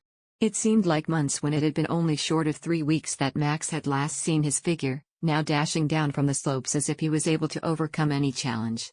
And she rightly believes it so. While she was observing him close the distance between the gates and his horse, she felt something stir inside her heart. One that of his presence giving her safety, and the second that of shame at having failed to protect their estate. "I guess some guests came over while we were gone." Riftan looked over the black-clothed knights from his majestic steed as he arrived near the battle that had ceased. The wind blew at his hair, wisps of dark locks dancing around his eyes that had thinned like a beast. And an inflamed one, about to devour those who stand in his way. As an uncomfortable silence commenced, he suddenly drawled out, "What are guests that aren't invited called again?" He then held up his hand, and the Ream Dragon Knights behind him slowly surrounded the enemies in a circle. One said, "Gatecrashers, leader." "More like burglars," another spat. The knights steadily gathered around the dumbfounded intruders while exchanging words. Only then did they stop their horses from stepping forward when they had taken their place. Max silently watched the confrontation from where she was. It was only a few moments ago that these same trespassers were going at them at a frenzy, at the height of their confidence. Now, as if they were overwhelmed by a pressuring sense of oppression from the newly arrived Dream Dragon Knights, they didn't even move an inch. "You dare come into my lands and make a mess? Then allow me to write praise to the ignorant and the valiant who didn't treasure their lives on your tombstones for you." His words were only softly spoken, yet the wind that brought them to its intended recipients blew chills down their spine. The sound of a sword being slowly drawn, as if he was taking his time, from its sheath, suddenly made the trespasser's face turn pale. The man who had announced himself as Rabmadasz then hurriedly laid down his sword in an effort to defuse the confrontation and yelled, I am Lord Rabmadasz, the ruler of Kaisa in Libadon." "Lord?" Riftan stopped and cocked one of his dark eyebrows up. Seeing Riftan's reaction, Rob was able to regain some of his confidence back and lifted his chin up, defiantly stating, "These men," he started to gesture to Ruth and the knights, "have committed disrespect by questioning my identity and refusing admittance. A small fight happened during the process. That's all there is to it." "A small fight, you say?" Riftan's answer came in a gloomy slur as his gaze unhurriedly passed over the injured guards on the ground to the gates that had once stood protecting his estate, now on the ground in ruins. Rob's face became noticeably hard. "I'll apologize for not controlling my anger and my overreaction. So, let's let this one go. You wouldn't want to make the situation worse, as well. Therefore, I guess this means war." His calm voice coldly swept across them. Riftan smiled, baring his teeth like a ferocious wolf as he slowly stirred his steed towards Rabmadasz. The knights steadily moved aside to open the way for their leader, and even though he was entering the enemy's domain, there was not a hint of hesitation nor wariness on Riftan's face. He continued his words ever so leisurely and serenely that it seemed monotonous to their ears. "You brought soldiers and attacked the castle gate. This is an obvious declaration of war. In return, and after I cut your throat, I'll run to your land, break down the city walls and turn everything I see into shambles." Rabmadasz felt his heart in his throat. Are you insinuating you're going to break the peace agreement between the 7 countries? If you do that, the king of Libadon won't grant you forgiveness. As soon as you broke the gates of my castle, you were no longer protected by the agreement. At the casual declaration of revenge, even Max felt goosebumps erupt on her body and she unconsciously gripped the guard's forearm tighter. Riftan's face was strangely calm. Yet the serenity before her felt eerie, like the quiet before a brewing storm. Under the Oak Tree. Chapter 77. The man named Rob, apparently feeling the same distress to befall on him, hurriedly backed away with his face completely turned aghast. However, before he could retreat further, Sir Oberon stood right behind him, his sword menacingly pointed at him, cutting off his only escape route. Being forced into a corner, Rob's face twisted, and he suddenly shouted, "That there are hundreds of knights in Kaisa who have sworn allegiance to me. If you kill me, then it will be war. I look forward to that." Lord Calypso. In the growing tempest, Ruth immediately made his way towards Riftan's side, who had his sword already out into the air. Seeing the wizard approach him, Riftan's dry gaze tilted towards him in question. "If he really is a nobleman of Libadon, you can't kill him here. Once we take him into custody, we can negotiate with Libadon and sell him." "Are you arguing with my decision?" Riftan replied, boring his steely eyes into Ruth's smaller frame.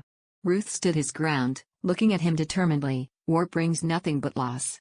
It's better to just follow the procedures and get some compensation in return." "I refuse," Riftan spat coldly, the venom dripping from his words. "We can just barge into his land and take everything, who cares about lengthy procedures?"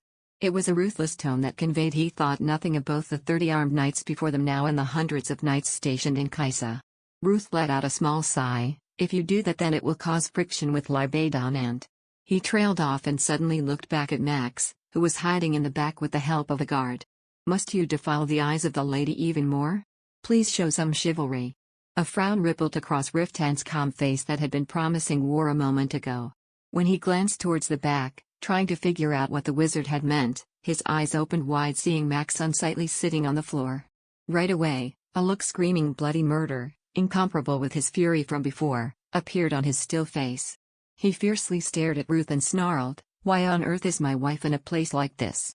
Isn't it natural that when a problem arises in the territory, it's the madam's responsibility to take care of it at the absence of the lord?" Ruth stayed perfectly calm despite the ferocious aura that made even the knights around him freeze. Riftan gritted his teeth at the former's calm facade, then suddenly pushed his sword right under Rob's neck with lightning speed. "Drop your weapon and get down from the horse. If you don't disobey, I'll let your neck stay connected to your head. Just let me go. I'll leave this land right away." "You want me to just let you go after you attack my estate?" Riftan then cut his horse down violently. "It's either you die here or surrender. Your choice." Rob's eyes quickly glanced around to grasp the situation. His men were completely surrounded by Reamdragon's knights.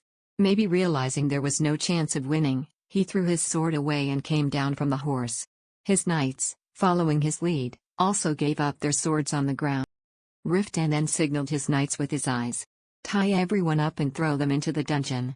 Max could finally let out a long sigh of relief, her shoulders visibly relaxing. She couldn't believe that after he came, the whole situation had been cleared up in a matter of minutes. "Madam, are you all right? Are you hurt anywhere? What were you thinking?" Max, who was trying to stand up with the help of a guard, felt her back stiffen. When she raised her head, she saw him sitting tall on his horse with his back to the sun. Despite the bright backlight, she could clearly see the anger perceptible on his face. She stuttered in reply, I heard there was a problem, so. What the hell are you saying you could have done?"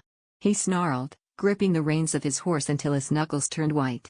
At that moment, Max felt the blood from her face drain.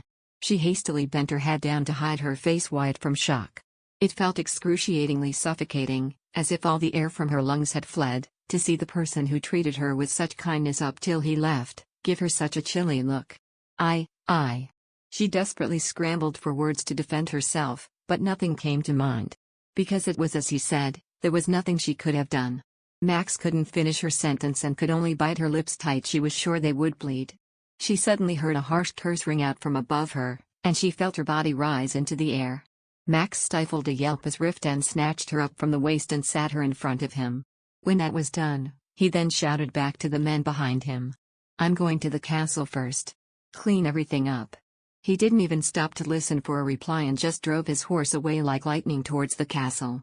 The youths, who had gathered far away to watch, hurriedly opened up the way for them. Max clung onto his bosom, which was wrapped in hard armor, and closed her eyes tight. His forearm, surrounded by a cold bracer, was fastened around her waist so tight it hurt. Under the oak tree. Chapter 78. Frightened she had stepped out of line, Max had immediately cowered in fright, fearing she had made him angry with her. She'd been around angry men, her experiences far too many to keep track of. It was almost second nature for her to begin feeling faint whenever a bigger man would step towards her, threaten her. But it wasn't just the violence that frightened her right now. It was the fact that someone who treated her so well, cared for her greatly, had now begun to bare his fangs at her. She felt like a dog punished by their owner for their insolence. She wanted to beg him not to hurt her, hate her. She knew she messed up, but her voice refused to come out, so instead, she only clung tightly onto his cloak in her desperation. "Come on down," Riftan told her, shaking her out of her treacherous thoughts, and she realized they finally made it into the castle. He reached out to her, offering her his hand to help her dismount the horse, and Max hesitantly grabbed it. She slid down gently, until Riftan pulled her close, her body flushed to his, hefting her up in his arms and carrying her through the garden. A rush of servants came, bowing and greeting, but Riftan paid them no mind, preoccupied with only one thing. "Put Talon in the stables," he quickly ordered them as he finally entered the great hall. Max meekly looked up, watching his expression and studying the details of his face. He barely even spared a glance around the hall that she had gone through extreme lengths to redecorate in weeks' time. Max feels her body tremble more, the fear growing inside her. "He's angry, really angry," she cried silently in her mind, before she gulped down the fear and spoke up. "Riftan," she began softly, I'll walk by myself." "Don't talk," he quickly told her, as he sprints up the stairs, the carpet cushioning his steps as Max flinches at his harsh tone. Despite the added weight of his armor, and her in his arms, along with running up 2 flights of stairs, Riftan barely broke a sweat. He quickly entered their room, letting her down finally, and closed the door behind them. Max was left in the middle of the room, standing idly awkwardly as she waited for her punishment, when Riftan gave her an intense gaze after locking the door. "Is this where it starts?" She fretted. What if he hurts me physically? Why is he so angry? I only try to fix things like a lord's wife would do. Her knuckles turned white as her grip on her skirt tightened up. When she finally found her voice again, and opened her mouth to speak, something was already covering her mouth. She muffled, her eyes widening in surprise. His hand, still in iron gloves, came up to her face, firmly clasping her head in place as he held her at the back of her head. His chapped lips moved against hers, tongue prodding her lips open to enter her mouth. Max's hands came up, resting at his firm hands, gripping it to steady herself. Her body was painfully pressing up against his armor, her pulled flesh towards his, as his stubble rubbed her smooth chin. She let out surprised gasps from time to time, eyes wavering as she glanced at him. When he finally pulls away, his gaze hardened as he looked down on her in his arms. "What would you have done had I not gotten there on time?" he asked her, his frustration leaking out of his voice, as he cradled her cheeks carefully. Max flinched when the cold metal came into contact, but she eventually relaxed against it. "I wasn't expecting they'd be able to break through the gates," she answered him truthfully. "You shouldn't have been there in the first place," he hissed at her. "No matter what happens, you never, ever go out there. Especially when it's dangerous for you," he exclaimed in frustration before lowering his tone of voice. "All right? Do you understand?" he asked her, his concern shining out as he stared into her eyes. So taken with him, she quickly nodded in assent, and relief quickly fills him, the tension rolling off his shoulders, and he gave out a deep sigh as he finally calmed down. After a moment's hesitation, Max finally reached out to him, her hand resting against his chin, rubbing soothing circles. Worn out, Riftan leaned into her touch, dipping his head as he pulls her face closer, resting their foreheads against each other. At this proximity, the grassy scent of his hair tickled Max's nose. She wondered if he had slept on the verdant fields last night instead of a cot or bed. "When I saw you," he began, his voice quaking as he spoke, "on the ground, I felt like I was about to lose it, darn it." He cursed, his arms tightening around her, as if to keep her close to him. "I came as fast as I could, not even to rest, and when I saw you like that. I'm so sorry." Max whispered to him, but Riftan's eyes turn grave as he gets lost in his thoughts. "Had I not been quicker, had arrived a second longer, things would have been so much worse, FCK it. I'm so sorry I scared you. I'm really so sorry." She winced a little bit, pulling at his arm, softly telling him he was beginning to get rough as he rubbed her chin. Remembering he still had his armor on, Riftan finally released her, and proceeded to remove the metal constraining him. When his gauntlets were gone, and vambraces off, he neared Max and pulled her flush to him once more in an embrace. "Are you hurt anywhere?" "No. Let me check." He told her, quickly pulling away. Max felt like a moth to flame, her eyes mesmerized by his black orbs as he looks over her with concern. "Let me see for myself you aren't hurt," he added as Max could feel her heart throbbing painfully against her chest, her breathing echoing in her ears. She remembered the lonely nights, the endless worry of when he'd return. The cold nights of when she curls around and on herself, hugging herself to sleep in a wide bed all alone, waiting desperately for him to come home. His calloused hands flitted everywhere on her body. From her tousled hair, to her face, resting on her shoulders, and grabbed her robe, pulling it down abruptly. Max choked back her surprise, her body jolting as the air hit her skin. She could feel the sweat trickle down her neck as he proceeded to examine her body. As his hands continued roaming, she felt a rush of heat begin pooling, replacing the ice-cold sensation of fear from before. Her eyes followed his hands, watching the way his skin touched hers. His hands soon went up once more, clasping the pin in her hair, pulling it off and throwing it to the ground in haste. He grabs the back of her hair once more and pulls her close to him. "One scratch, one head," Riftan suddenly whispered in her ear. Under the oak tree. Chapter 79. Max blinked in confusion. "What?" she could only utter in reply. "Each scratch I find on you, one of their heads rolls down their shoulders," he clarified for her in another warm whisper, and Max felt goosebumps all over her arms with his words. There was a different kind of intensity when he said it in a hushed voice, much like a silent prayer. She was so used to hearing him shout in anger, like a raging forest fire. Max trembled beneath his touch like a dragonfly caught in a spider's web. His deft fingers made quick work of the straps holding her dress together, as she felt them begin loosening up, and pulled down her chest. His dark eyes swept over her figure.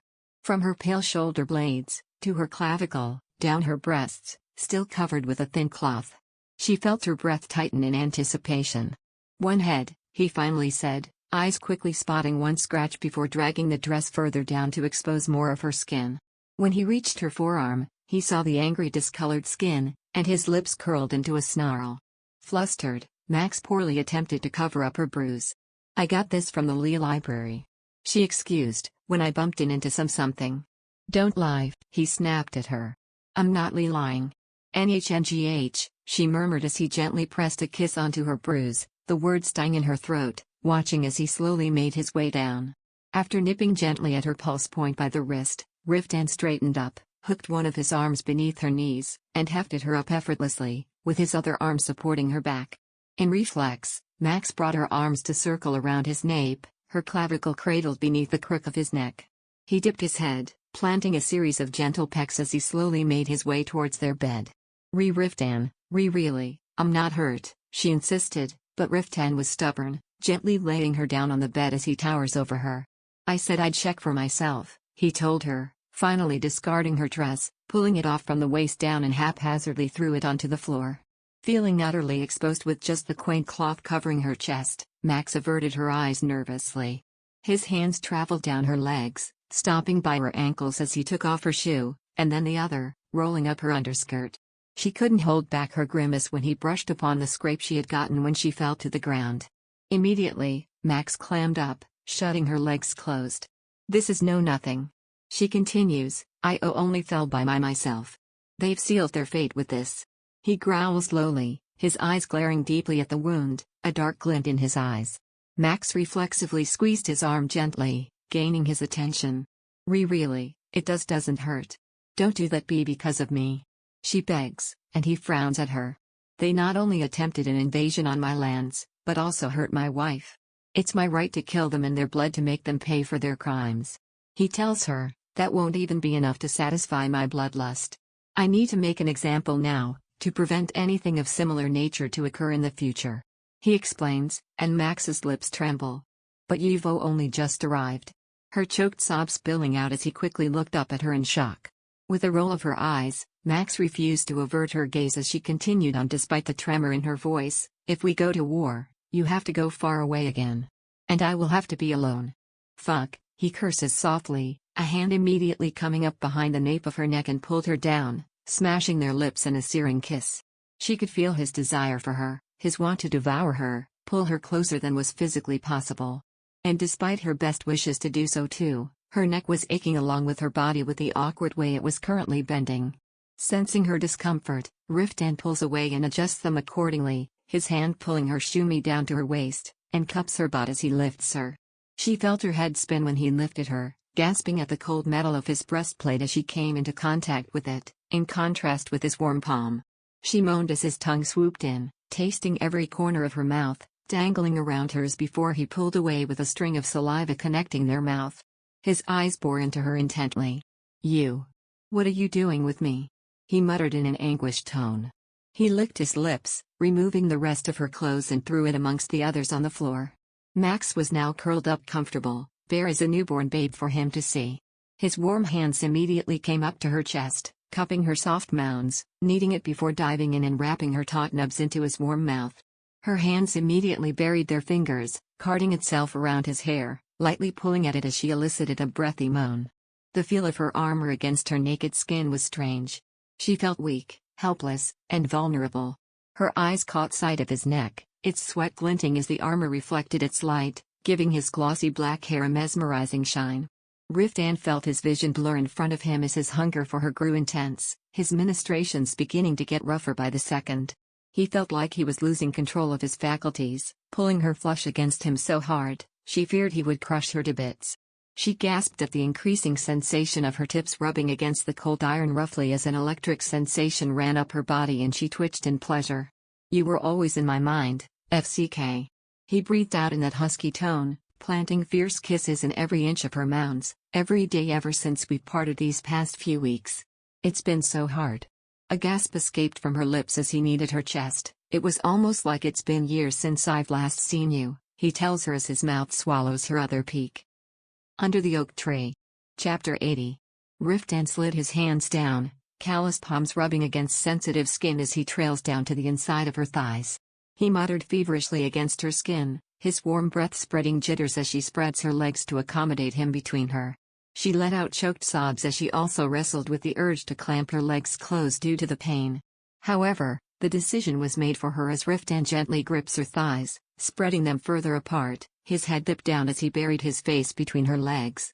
Shocked by his movements, Max squeaked and squirmed her body, twisting it to break away as she flipped her body on its stomach and pulled on the sheets. Despite her valiant efforts, she could not escape his hands and their grip on her. He pulled her back down, rubbing the pads of his thumbs in circular motions against her skin as he buried his face between once more as he kept her still. Rift. NGH. She moaned, her thighs reflexively clamping around his head as she felt him delve into her. Riftan grunted at the sudden interruption, and grabbed her ankles, prying them open to prevent any more interruptions. Her breaths turned ragged as she lied down, pulling at the pillow and biting at it to muffle her sounds. Her body shook as he continued with his tongue circling gentle strokes on her petals. She still couldn't believe he would do such an obscene thing. It wasn't the first time she experienced something like this, but it didn't mean she was used to it. Her body felt so warm, she could feel it betray her as it welcomed Riftan with no hesitation. Max threw her head back, her mouth agape as his stubble tickled her thighs. She shivered at the sensual feeling she got at hearing his breaths against her skin. It was erotic. Wait a little more, he breathed out to her in a husky tone, then I'll put it in. Her hips thrusted upwards, as if telling him to hurry up. In response, his fingers began caressing her, trying to calm her erratic movements as he quickly removed his pants, freeing his hardened member. It sprang up in full attention, eager and stiff to enter her. She could hardly find the time to be embarrassed now. Max moaned at the growing sensation building up inside her, the warmth pooling at her gut. Her hands flew to the back of his head, gripping his hair and pulling at it lightly as she pulled him deeper into her. She could feel his warmth make contact, their nether regions rubbing against each other as they rutted together. She could feel herself lose control as she incessantly rubbed her already moist flesh against his hardened member. Fuck, Riftan hissed as she grinded against him. His hands gripped her waist, steadying her before he aligned himself and rammed deep into her already wet walls in one swift motion. He groaned at the sensation of her insides sucking him in greedily. He began to thrust, hips pulling and pushing as he hit her in her sweet spot. Max sobbed as she clung onto him. She could feel the slight sting as he moved inside her. It's been a while since they've done it, but it still left her unsatisfied, wanting more of his body. She moved her own hips in a circular motion, meeting with his lunges as he crushed her body into his. He was still in his armor. His eyes raked over her body, his lips shivered as he took the pretty way her skin flushed. Dark, beautiful eyes stared at her as if to devour her. Unfortunately, he was the one to be eaten tonight. She wrapped her legs around his waist tightly, urging him to move. She couldn't believe she'd done such a thing. Ugh, what you do to me, he mumbled softly as Max pulled him closer to her. Riftan. She looked up at him, her eyes pleading as he desperately tried to control his urges. Harder, just like last time, please, lose control. She begged with her eyes. With one more pull from her legs, harder than before, Riftan felt a dam broke as his desires grabbed hold of him full force. He felt himself lose consciousness for a moment before he eyed her with deep-seated desire. He picked up his pace, ramming deeper into her. Harder. He wanted to break her, turn her into a sobbing mess. He could feel her growing desperation for him as her body writhed with every thrust, her toes curling deliciously as she spread her legs further. He felt his breath hitch at the sight of her, as he suddenly felt faint. The sound of the creaking bed had numbed her ears. His armor clanging loudly as sounds of flesh hitting flesh joined the fray. He whispered her name over and over. Max. Max. He let out a long and drawn-out moan. It made Max feel many different things as she heard it. She found it beautiful, just like how everything about him was for her. Be it his face, the way his eyes were lidded with desire. She insatiably drank in the sight of him as she lightly pawed at his face. Riftan drew her in by the waist as he dived in for a kiss as he pressed in deeper. But no, It wasn't enough. Max wanted him to go deeper, impale her to the depths she hadn't known existed. Ah, damn it. Riftan cursed as he pulled away, finally breaking free of his lust. I didn't even take my armor off. Instinctively, Max clung onto him tightly as he untangled their limbs. She could hardly believe the audacity of her body asking for more. At the feel of her grip, Riftan looked down on her flushed face, chest heaving heavily and out of breath. He chuckled, resumed to untangle their limbs, rubbing soothing circles along the way on her thighs. Just a moment. He told her, we'll be at it again in a second. He finished, as he finally managed to stand up. Under the oak tray. Chapter 81. No, Max began protesting as she closed her legs once he was gone almost immediately in embarrassment. Riftan's deep gaze refused to move away from her as he made quick work of his armor, throwing the breastplate, shoulder pads, greaves, boots and his tunic haphazardly to the floor. On his back glistened the thin sheen of sweat, as the sunlight poured in from the window. His muscles flexed as he moved, much like a skin-tight golden armor. Max found herself enamored with the sight of his naked torso. It used to be the sight of a man would cause her so much terror. However, with Riftan, it made her feel all warm and fuzzy inside, so unlike with their enemies who would tremble at the sight of him. She could feel her heart thundering against her chest. She wanted to touch him. Come here, he whispered as he tossed his pants off and sat on the edge of the bed, fingers moving in come-hither motion. Come sit on top of me. Riftan, You're not satisfied yet, aren't you? He asked her, quirked up a brow in her direction. I'll make you full again, he said, his hands moving to grab his member. She hesitated for a moment, before doing as he told, watched in a sensual thrill as he pumped his hands on his length, making it go hard as she moved to straddle his hips. His free hand gripped her soft thigh, guiding her as he steadied her on his lap. She tried to stand up again, her embarrassment getting the best of her, but his grip on her waist prevented her from escaping. He drew her in, slowly, mouth quickly wrapping itself around her chest as he scraped his teeth around her perked nubs. She moaned as she felt him rubbing his now hardened member against her pedals, the touch teasingly light. Her arms snaked around his head to pull him closer. It was as if she was possessed, her finger wounded themselves around his hair, pulling at him, hugging him closer to her peaks. It was as if her body was demanding for him to be closer. She buried her face, inhaling the scent of his hair as she rubbed her smooth cheek against it. He gave one upward thrust, and entered her until he was fully sheathed inside. Max shuddered in pain and satisfaction simultaneously. Their limbs entwined around each other's like snakes coiling around during mating season. You were about to go crazy without me too, right? Riftan breathed out, his desperation leaking out of his voice as he stared at her. Max stared at him with hooded eyes, her body warm as it was wrapped around his, heart pounding hard against her chest. It felt like it would burst. Hey, tell me. He prodded once more, I'm not the only one going insane, right? He repeated in a low growl and Max moaned. Yes, I was about to go crazy. She admitted as she mumbled her words, her mind muddled with pleasure. He gritted his teeth as he continued to pound against her, his hips thrusting in deeper strokes as her body shuddered with the force and intense pleasure. Her nails dug into his skin as her hands found purchase on his neck. And with every deep thrust, her wetness clung to his skin, driving him mad. Her inner walls scraped against his throbbing length, racking her nerves with endless desire as she rolled her hips in tandem with his. Despite their skin already rubbing against each other, she still wanted to pull him closer, bury him deeper into her. Max cried out, the slick of their sweat made it harder for her to hold on. More, just a little more, she chanted inside her mind. The heat coiling around her gut. She wanted to swallow him whole, devour every last inch of him. Mine, take me. Her voice echoed inside her thoughts as she hugged him tighter, clinging onto him for dear life. Max. NGH. He moaned against her ear, his warm breath hitting her earlobes. Max pulled away as she opened up her eyes to look at him. So beautiful, she thought.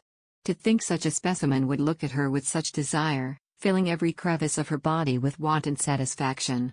Staring at her as if she was the only one for him. The floodgates opened as he filled her as promised and Max felt like crying. The cackle of the fire as it danced on the wood, and the rattling sound woke Max up from her slumber. Before she knew it, the day had ended, and now it was dark outside.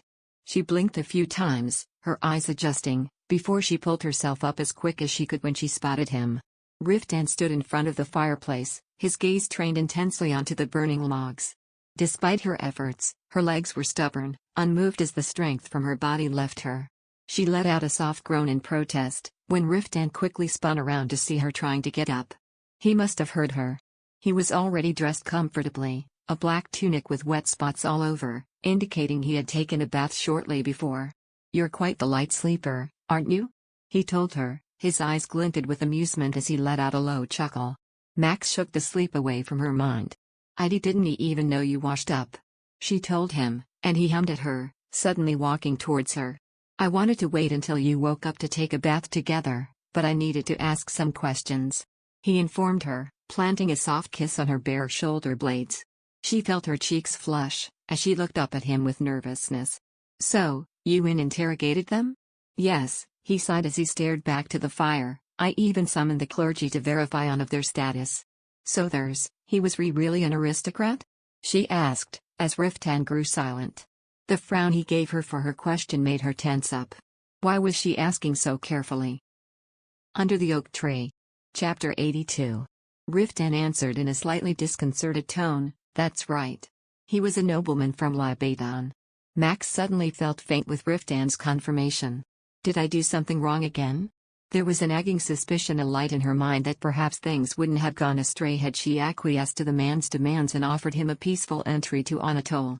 Seemingly sensing the worries from her scrunched face, he replaced his hands towards her disheveled hair, curling his fingers around her locks carefully before pushing her to him so he could place a chaste kiss on her cheeks.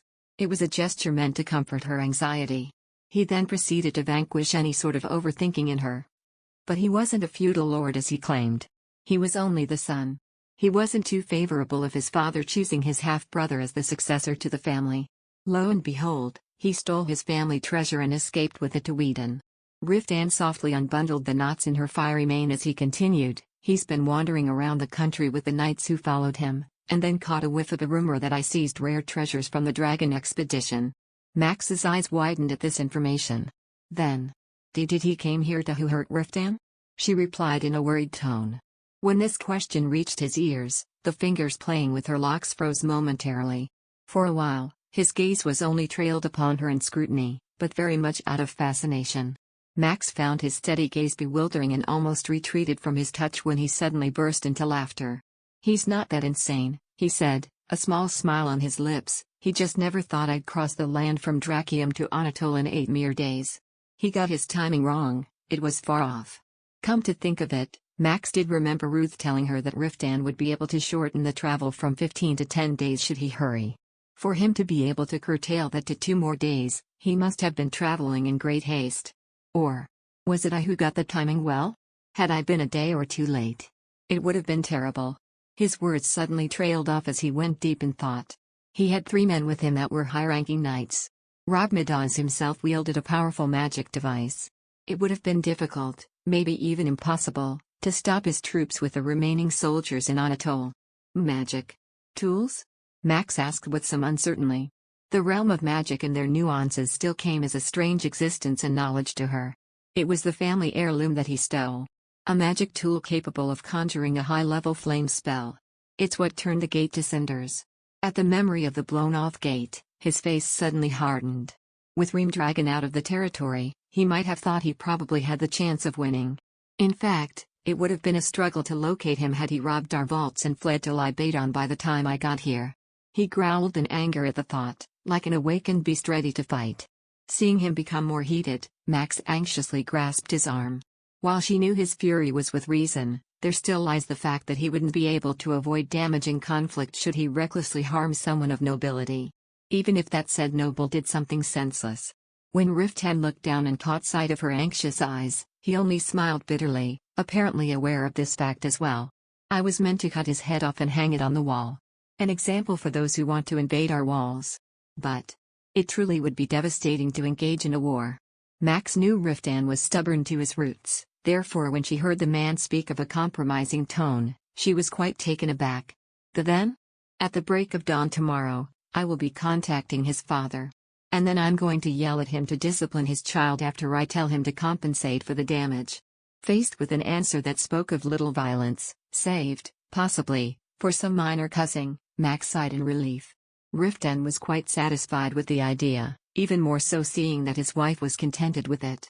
Finally, finding a conclusion to the dreary matter, he began to move his lips to her shoulders, placing soft kisses on her skin as a small smile formed on his lips. His kisses tantalizingly moved towards her décolletage and then to her warming cheeks, and as he moved closer to her, Max could smell a fragrant scent from his damp hair. Suddenly, Ruth's words came to mind, that of him telling her Riftan would probably pout if he urged him to use scented soap to be more satisfactory in the madam's eyes. She couldn't help the laugh that bubbled out from her chest. This, in turn, prompted a curious look from the oblivious watcher. "Why are you laughing?" "Well, the scent of roses. From your hair." She frankly began, causing a faint blush to cross his cheeks. "I only thought you'd like it more if it smells good." Watching him smooth his wet locks hurriedly in embarrassment, Max felt heart tighten. It was only some time ago when she first met him. Back then, with his menacing words and towering figure, she had surmised he would be as fierce as her father, if not, even worse. Yet she never thought it actually would be the polar opposite. A man that was unlike his external appearance could be so kind to a fault. And she never thought she would now find him so lovely, this husband of hers whom she had been so afraid of once. Am I not manly enough?" he suddenly murmured, breaking her off from her trail of thoughts. As he sniffed the lingering scent of soap on his body, something compelled Max to slowly rose despite her drowsy body and softly press her lips over his cheeks. At the soft touch, his reaction was instantaneous, body hardening like a stone. Realizing her brazen actions, her head felt faint as a searing blush crept to her face. Yet she was resilient. On placing one more kiss at the tip of his chin, she might as well go all the way. "Oh, no. It smells so good. And Riftan, you are always manly." Riftan, who had been struck silent all along, finally uttered, "Then I'll use this soap for the rest of my life." Under the Oak Tree. Chapter 83. The next moment his lips were on hers as his hands snaked around her waist to pull her flush against his chest. Something tingled inside her as he gently caressed her soft mounds in ardor. At the unexpected way her body reacted to his touch, Max began to slip from his grasp in embarrassment. "Oh, you already." She tried to fumble for words and ultimately ended up gesturing to his damp hair as if trying to say she didn't want to mess it up. "What are you talking about?" His gaze intensely bored into her, leaving her no room for escape from his clutches. "You seduced me first." The latter only widened her eyes at this. No, not say seduce, no. Indeed, she had kissed him boldly, a first of hers, yet she had done it out from the sweetness that sprung from inside her. Though it necessarily didn't mean she wanted to pull him back under the covers. Yet it seemed her futile reasoning was only drowned by his intense affection for her. One that she felt lost in the more she dwelled on it. His top was suddenly off, and his naked, beautifully sculpted torso decadently shined in the light, bringing a thrill to her blood. He rushed at her without another second, encasing her lips in a hard kiss, rough and desperate. "You've earned it yourself, Maxie," he whispered like a drunken man as he pushed her under him with little strength. Only his voice, like a sickeningly sweet bass, rang out through her ears as the hours burned. Like a succubus, he drained the strength out from her body in fervor. She was only his and he was only hers. The satisfaction of their joint bodies was much greater than the initial pain, and she eventually succumbed to his persuasion and needs, her arms locked against his neck as the night gently cradled them to a world only theirs. The next day, Max woke up only after midday. As per routine, she washed and dressed with the help of a maid. Despite having stayed up all night, Riftan was already gone as soon as dawn broke, having went out to deal with the intruders. Having remembered he had traveled a long way, she felt sorry he wasn't able to rest properly. "Madam, are you uncomfortable anywhere?" Rudish, who was diligently brushing her tangled locks, asked in a worried tone, a hint of anger on the maid's usually cool face. Max immediately shook her head. "Oh, no. I'm all right. The wizard said he'd take care of the wound." The maid persisted, concern becoming more evident on her face. "Should I bring him in right now?"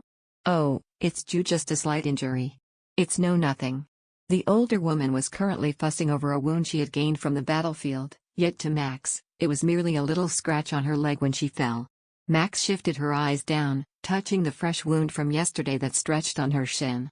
Compared to this meager wound, the guards must have suffered more severe injuries from the enemy's sword.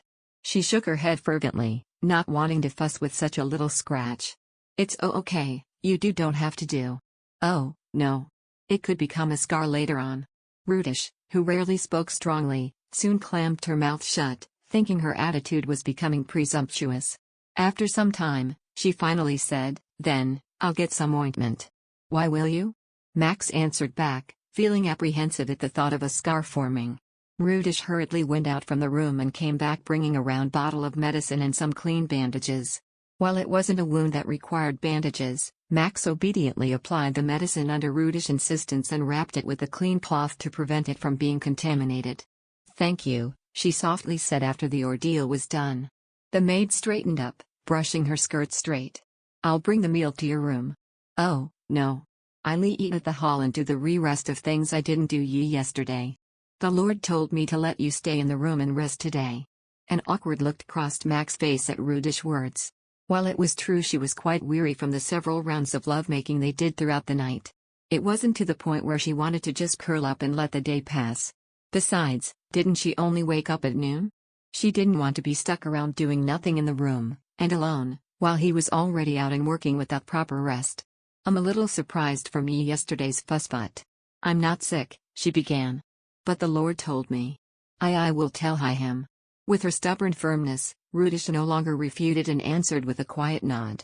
Max then left the room with a thick shawl draped around her shoulders to shield herself from the chilly afternoon breeze that was even pouring in from her open shutters. She walked down the hallway, sweeping her sights down the clean, newly washed window frames and laid out carpets. By the way, did Riftan say something about the castle?" At the question, Rudish became embarrassed. She hesitantly replied, "He couldn't afford to look around because of the commotion yesterday." "Ah. Yes. However, the knights were stunned." Rudish added hurriedly as soon as Max looked dejected. There was an unusually bright smile on the face of the taciturn maid. "They arrived at the Great Hall for dinner late into the night yesterday, and the first time they arrived at the castle, they praised it for the astounding changes." Max perked up hearing this. Really?" Rudish nodded again at her query. They then stepped down the stairs through the hallway, Max's footsteps bouncing with every footfall. As soon as she appeared, the maids cleaning the hall's windows would straighten up and bow politely towards her.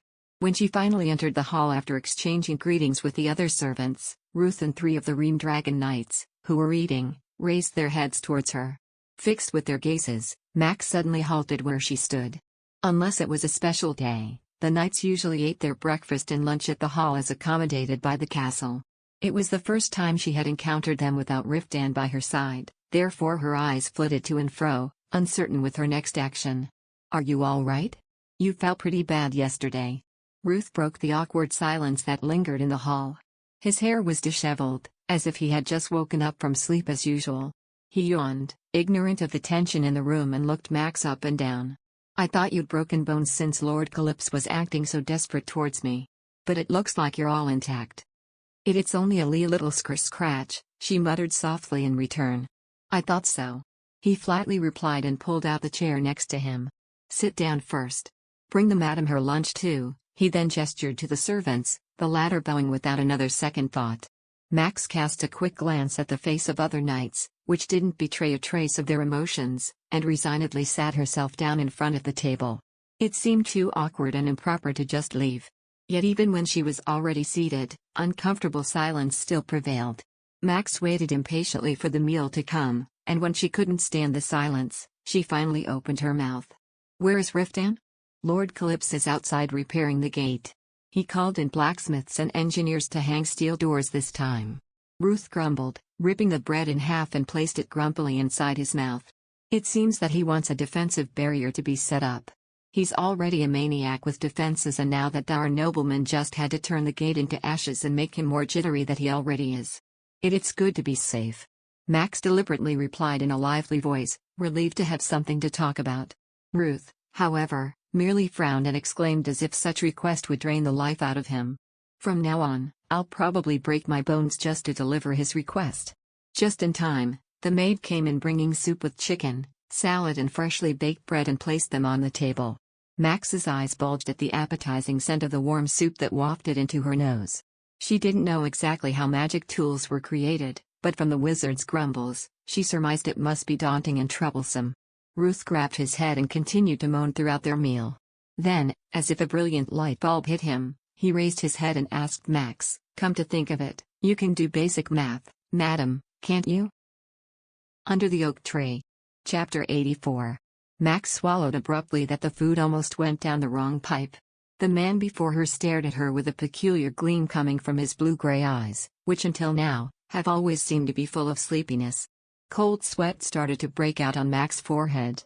If she says she could not do it, then it will seem as if she was willing to be considered as a fool in front of the knights who have been ignoring her as if she were a complete stranger to them and unworthy of their time. If she says she can do it, however, she feels that her future here will be full of hardships. Max could not decide on either courses of actions as both seemed equally grim, so she instead decided to avoid his eyes and hope they would change the topic by pretending to be distracted by the soup she was eating. However, Ruth reached out and blocked her view of the food. At that moment she was caught again as his slender eyes pierced hers. "Is it okay to pay back like this? I'm not good enough to help you," Max truthfully confided to him. "I know. I wouldn't ask you if it wasn't a situation that I could handle on my own," he responded as he looked down. Max felt a faint desire to help him, seeing the wizard look so pitiful before her. As she looked at him with forlorn eyes, it was as if he sensed her stares and looked at her then too. Having been caught, Max straightened her back and feigned indifference. "You haven't forgotten that I helped you both materially and spiritually, have you?" The wizard suddenly spoke and Max placed her spoon down. "And no. But I really can't." Max started to protest. She could not help him even if she wanted to. Not only did she lack the ability to, but she also doesn't know what kind of hell she would have to face if she was going to do so. The wizard's fastidiousness was truly unusual, and quite alarming. Max avoided looking at the wizard's face, while Ruth moved closer to her like a leech. "All you need to do is organize simple records and calculations. It's a very easy thing to do, even for you," the wizard told her, and Max sighed.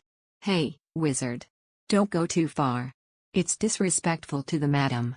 The knight with him, who was pretending not to hear any of their conversation and was only interested in eating, finally joined in. Max thought that if she refused the wizard, she would be condemned as an ungrateful person and would hear this snarky label whenever she encountered him. She was sure that was what this eccentric wizard would do to her if she refused him. Moreover, she thought that sooner or later she would have to bite the bullet and would not be able to avoid it forever. Out of her wits, she finally responded with a nod, and the frown on Ruth's face turned upside down upon seeing this. He then reached out to take some of his potatoes and deposited those on her plate as a sign of goodwill. "I won't forget this, Grace," the wizard told her gratefully. Max answered him with a tight-lipped smile. "You guys must have gotten quite close to each other during the times you have spent together," he Baron, the bulky knight who was still listening to their conversation, suddenly remarked. He then reached out to scratch the back of his head as if waiting for the implication of his words to sink in. Max hesitated and answered carefully and turned to address he Baron. "He gave me advice on decorating the castle." "Aha." He Baron responded almost fumblingly as he took a big bite off the bread and gave them a thoughtful look. Max dismissed her anxious thoughts at he Baron's almost nonchalant attitude towards her and tried to finish her meal in peace. But the silence surrounding them was once again broken when he Baron spoke up. "The castle has become quite pleasing to look at," he told them, and Max laboriously swallowed her food before responding. "Ah. Thank you." The man flitted his eyes around the room as if trying to take in the view. His deliberate acts of scrutiny looked awkward to Max, and she too was starting to feel uncomfortable with him. It's been a long time since Max and he Baron knew of each other, but even so, they had never formally exchanged introductions and only ever seen each other in passing. Max did not feel comfortable to talk with he Baron so casually. They were still strangers after all, so Max decided to just follow his gaze as he still looked around the room. For some time they remained in an agonizing silence. Soon, the knights who had finished eating their food had begun to leave their seats. One by one they came before her and bowed their heads in respect, then departed from the restaurant. Max looked down on her soup bowl. It seems to her, the food looked rather sad. The Ream Dragon Knights were unfair. Even with that attitude, I could not help but think. Max was startled by Ruth's declaration and turned to look at the latter. Ruth seemed to not have noticed this and continued the speech in a sour manner, while dipping the bread in the thick soup. This expedition was the opportunity to throw the weight of the Ream Dragon Knights across the continent if the result was favorable, but had it hurt on the opposite site, they would have taken a devastating blow to their pride. Ruth's eyes then clouded, as if he were currently trapped in some place far away. The Red Dragon was that terrifying. 3 or 4 knights would have been killed without Lord Calypso. In fact, there are those who were very close to death back then. One of them was Lord Calypso himself, as he fought on the front lines and crossed paths with death several times. Max began to stiffen despite Ruth's calm and monotonous voice, as if he were telling only a trivial story. The Duke has passed on such a difficult and dangerous expedition to Lord Calypso. Even the daughter didn't do the least to defend her husband, who had been pushed to death on behalf of her father. I was. Max began to protest, but Ruth spoke out. That's what the knights who followed Lord Calypso have been always thinking. Ruth placed his spoon down and talked with an expressionless face. Max just let her lip quiver in response. She wanted to argue that it was she who was thrown out. And it was her that had been ignored all this time by them. The man took her by force, and then left her without saying anything. She even thought before that he didn't want nor cared for her at all. What could she have done? Why was the blame always placed on her shoulders? Under the Oak Tree. Chapter 85. But soon, self-consciousness sank in and she was well aware that could be only an excuse. Max, however, could not say a word and she felt her face grow white by the second. I didn't know he was going to take me to the castle, Max whispered as if it was an afterthought. The knights who went to the castle to take you were treated badly. Ruth told her in his still dull tone, as she uttered in a faint voice. I haven't heard. Didn't you think that you would come to Anatole with the Knights of Gua? Ruth asked her, the intensity of his voice making her flinch. She couldn't say that there were no one to accompany her on that journey, nor could she deny that her father would not allow for her to travel a long way there. Max could not even argue with him that even the idea of visiting her husband was impossible for her. In the end, she couldn't find anything to say that would seem reasonable to him, and something he would accept, so she shook her head instead. Ruth shrugged beside her as if the issue was of no consequence. There's no point in looking back on what's already gone. No matter how the knights treated you, the fact that you are the wife of Lord Calypso remains unchanged. Don't mind what they do or say unless they become too rude, Ruth told her, and Max meekly nodded. Whether it was an act meant to provide Max comfort or to further irate her, the wizard had already stood up from his seat and said his parting words. Then, I believe you'll come to the library to help me soon, he told her, and Max responded by nodding feebly at his indifferent attitude.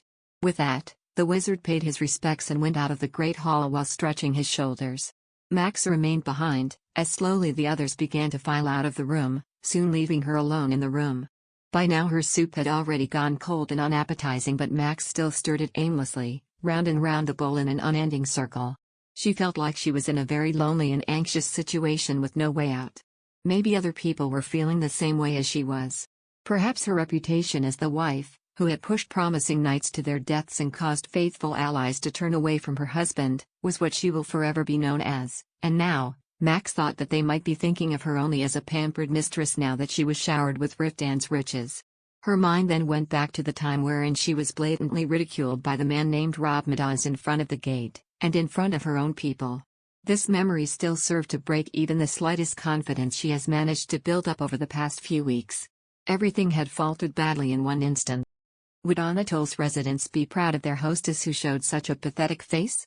She couldn't stand the melancholy feelings inside her heart any longer, and Max finally gave up and stopped eating her food. She turned to leave and went out of the restaurant in silence. Madam. Max turned around to look at the source of the voice. Perhaps her precarious mood was too much that Rodrigo was able to spot her walking across the hall. His polite voice came to greet her from behind, and so she stopped walking and waited for the older man to come close to her. Rodrigo was walking through the gate with a large box in his arms. The Lord has commanded me to ask you that you go to him, he then told her while shifting the box in his hands. Max looked at him in surprise. I heard he went to the north gate. He just came back and is now in the guard, Rodrigo responded. Max started to run out of the door before his words were over.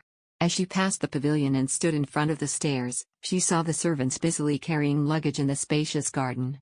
Her eyes suddenly widened at the sight. There was a huge cart led by 5 horses, and the servants were constantly taking out small boxes off of it and were carrying them into the castle in delicate movements.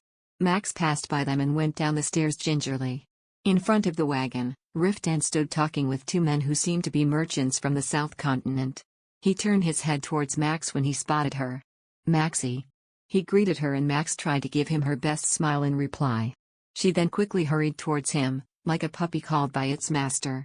Riftan smiled faintly and took the horse rein from the merchant and slightly pulled it forward. The mare, so breathtaking that it enchanted the people around, began to walk forward, slowly but gracefully. Finally, Riftan and Max met halfway.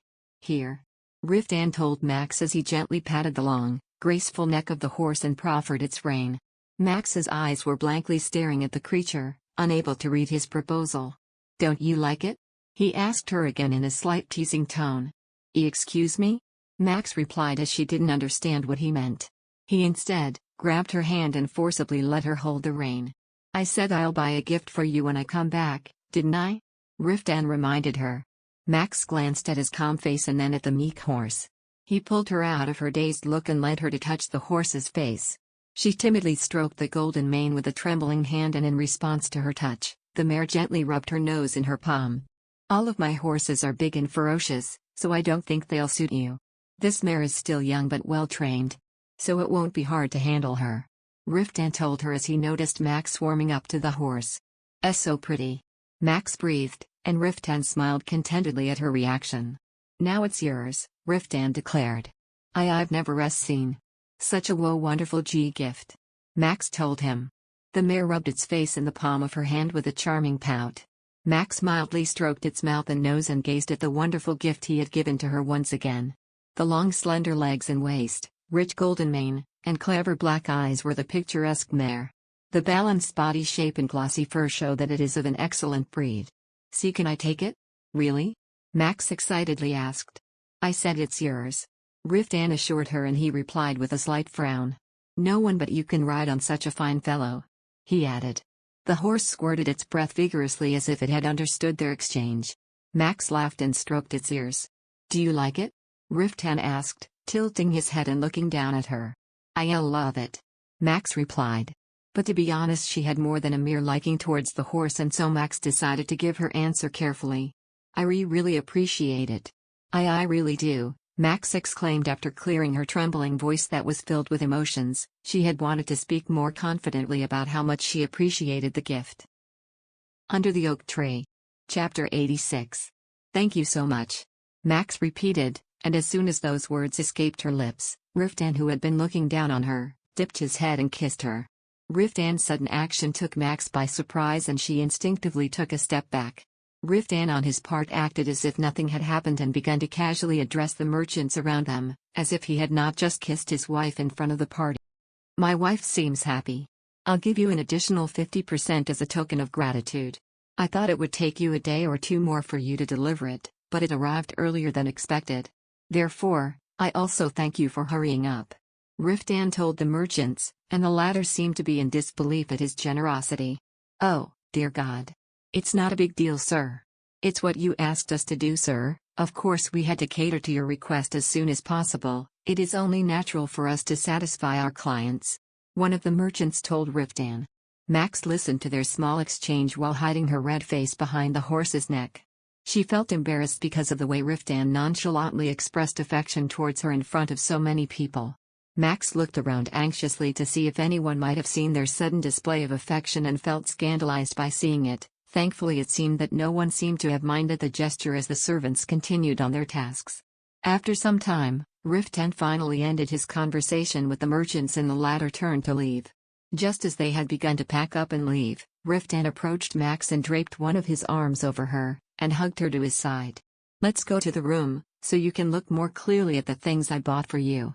You might find something you would like," Riftan told her with a gentle smile. Is there more?"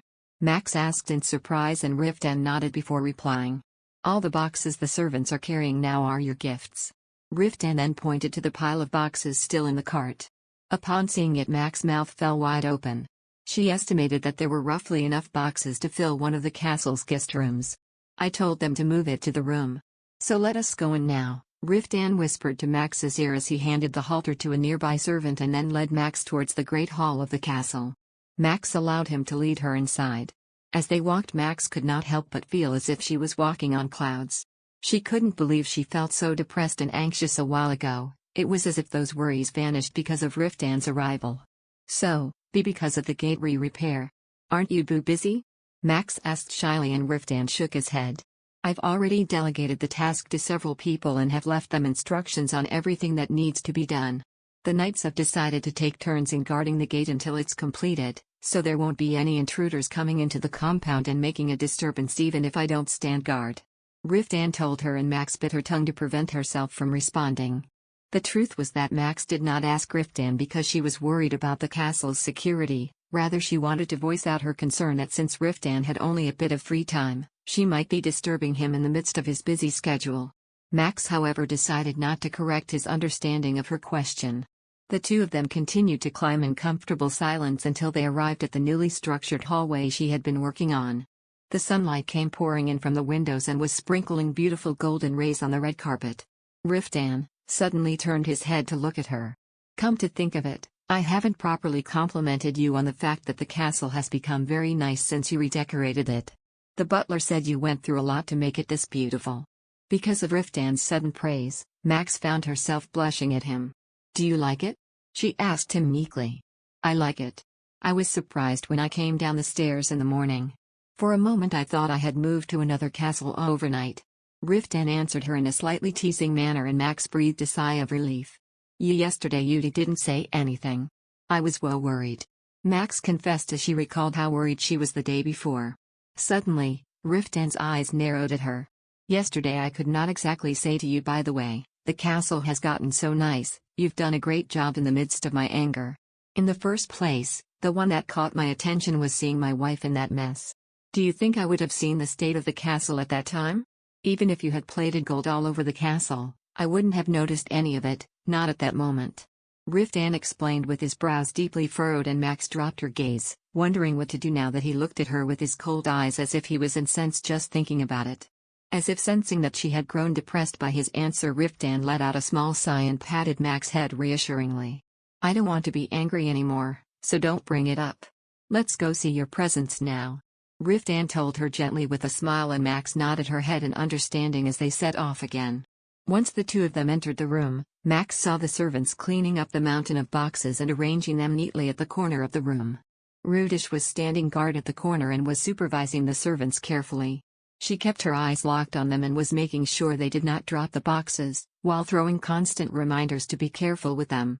Finally, one of the maids saw Max and Riftan and hurriedly bowed her head when she saw them. The rest of the servants followed suit and greeted them. After exchanging pleasantries, Riftan approached Rudish. Did you finish moving all the luggage in the room? Yes, it's all 32 boxes, sir. Would you like to check their contents? Rudish asked, and when Riftan nodded, the servants began to open the boxes one by one with a wooden poker. Max stayed at the sideline and stared blankly at the endless pouring of gifts that was happening in front of her. From the southern continent, Riftan bought her high-quality silk and glamorous pattern fabrics. There was also glossy fox fur, a waistband made of snake skin, a gold-threaded shawl, silver hand mirror, and a hairpin decorated with pearls. The piles of gifts reminded Max of those that Rosetta had received. She recalled seeing Rosetta buried in a luxurious gift countless times, but it was the first time she felt herself experiencing it. Max reminded herself to remain calm. Is this all my presents? Max asked Riftan. Her mouth slightly trembled as she did so. Why? Do you not like it? Riftan asked her in a worried tone. Under the Oak Tree. Chapter 87. Max shook her head hurriedly when she saw him frowning. Max's half-sister didn't bat an eyelash even after receiving a pile of jewels. It would be strange from Riftan and the others to see that the Duke's favorite daughter would shrivel at this. Max kept her face indifferent and recalled Rosetta's haughty demeanor. And no. I'll like it. Max answered simply. Riftan looked relieved at her answer and gestured at one of the servants to open the boxes near them. Max tried to stay reserved like all those wealthy princesses in stories. However, she couldn't stop her mouth from opening like a fool each time a new gift was unboxed. As another box was opened, Riftan approached it and took out an emerald hairpin from a jewelry box and carefully inserted it over her ear and completed her look by adorning her neck with a sparkling diamond necklace. Max looked down at the extravagant jewelry resting on her collarbones and found herself be lost for words. Riftan pressed his lips on her cheek with a pleased face. He seemed to be liking what he was seeing. It suits you well, just as I thought, he told Max proudly. Thank you. Max answered. She muttered these words with a flushed face. Max then gently ran her fingers through her hair in order to feel the ornament that was stuck between her curls. She glanced slightly at the mirror that hung on the corner wall and looked at her reflection. For a moment, she was struck with awkwardness seeing herself being adorned by so much jewelry. Riftan was treating her as if she were the most precious royal daughter in the world. It was both pleasant and uncomfortable. To be honest, Max felt like a clown wearing a mask that didn't fit her. Why such a face? You don't like it? Riftan asked her after noticing her somber expression. Max hurriedly straightened her face. And no. It's really pretty. Why, you must have been busy. When did you find the time to buy all these presents? She asked Riftan, and the latter shook his head dismissively at her worries. You left all the jewelry and clothes you used in Kwa Castle because of me. Of course, I have to make time to make it up for you. He answered with a grin, and Max hurriedly hid her blushing face. But the inside of her chest hurt as if there was a thorn in it. Thank you for your consideration. She told Riftan sincerely. Riftan seemed happy with her reaction and told the servants to organize the presents now that she had seen them all. As he busied with the servants, Max stood behind Riftan trying to erase the strange feeling of guilt from her mind. Especially since she didn't tell a lie, but even with these thoughts she could not erase the uncomfortable feeling inside of her. Riftan, after confirming that all the gifts were complete and secured, immediately went out to check the state of the prisoners. After he left, Max began to fill out an unfinished textile order she wasn't able to complete due to the disturbance yesterday. After careful consultation with the maids, she decided to head down to the kitchen in order to make sure that preservation of the winter meals was going well. Any castle is bound to be busiest during the times of late fall to early winter, as these were the occasions when temperatures began to drop rapidly, and when it will become more difficult to get fresh vegetables. The price of meat was bound to double or more during this season as well. Therefore the kitchen servants had to work without a break in order to prepare long-lasting dried meats, pickled fruits, smoked sausages, and large amounts of flour from the mill, and other stocks in order to prepare food for livestock. Max went to search for Rudish in order to get an update on how the preparations were going. Rudish then began discussing to her what they have been doing. In winter, it becomes difficult to find grass for the livestocks, so we slaughter most of them and only keep alive those we could feed. We take the slaughtered cows and pigs from the butcher's shop, drain the blood, trim the guts and send it to the castle. The meat in the kitchen is smoked and stored, and the intestines are washed clean and used to make sausages. Rudish told her as they walked along the kitchens to check on the preparations. Max listened to Rudish's explanation and looked all around her. She could smell the heavy scent of oil around them. She was used to the kitchen being full of bustle and busy staff, but for the last few days it almost looked like a battlefield. On a large table set up on the corner wall, 3 or 4 servants were making sausages with large basins and plates surrounding them, while on the other side a large chunk of meat was being cut into small pieces using a saw and a pool of blood was flowing from it. The smoky smell of fire stung the tip of her nose. Max turned her head away from the direction of its source, and pinched the tip of her nose bridge. Outside the wide open door, she saw 4 temporary fire pots made of stones. 5 or 6 servants were putting a large wire net on it and smoking a chunk of meat over it. She felt exhausted seeing the enormous amount of meat. I have never seen so much meat before, she told Rudish. We've prepared enough food to last us for a while. However, we can't keep the smoked meat for too long, so most of the neat things we have are going to be made of dried. Beef jerky is also very useful for the nights when going out on a 3 or 4 days expedition, Rudish informed her. Is this all going to be made into de-dried meat? Max asked Rudish, eyeing the large pile of freshly slaughtered meat. Max looked curiously at the meat hanging on the wall. In the record sheet given by Rudish, the weight of food stored each year and the weight of food to be stored this year were meticulously written. As the knights return from the expedition, we need to prepare twice as much as we did last year. Actually, I should have prepared it before the temperature dropped. Does it take a lot of time? The meat should be salted and drained for several days, then sliced thinly and dried in the shade for another few days. It takes a lot of work, Rudish replied, and Max felt suddenly embarrassed because it seemed that the preparations for winter had been delayed because of the castle decorations she had been doing. Rudish seemed to have sensed Max's guilt expression and hurriedly added, but with more hands, we'll be ready before the temperature drops further. It is good then. Max then glanced around the kitchen staff and noticed that they indeed needed to hire more people. The sight of the sweaty working servants filled her with worry. It was the role of the hostess to supervise the household of the castle, and based on what she had seen, she knows that the workload of the servants has been enormous. Perhaps she should ask Riftan if he could hire more servants, for in addition to making food, The servants of the castle were already working so hard all day long, making winter clothes for soldiers, taking care of livestock, sweeping and polishing the castle that they may not complete their winter preparations.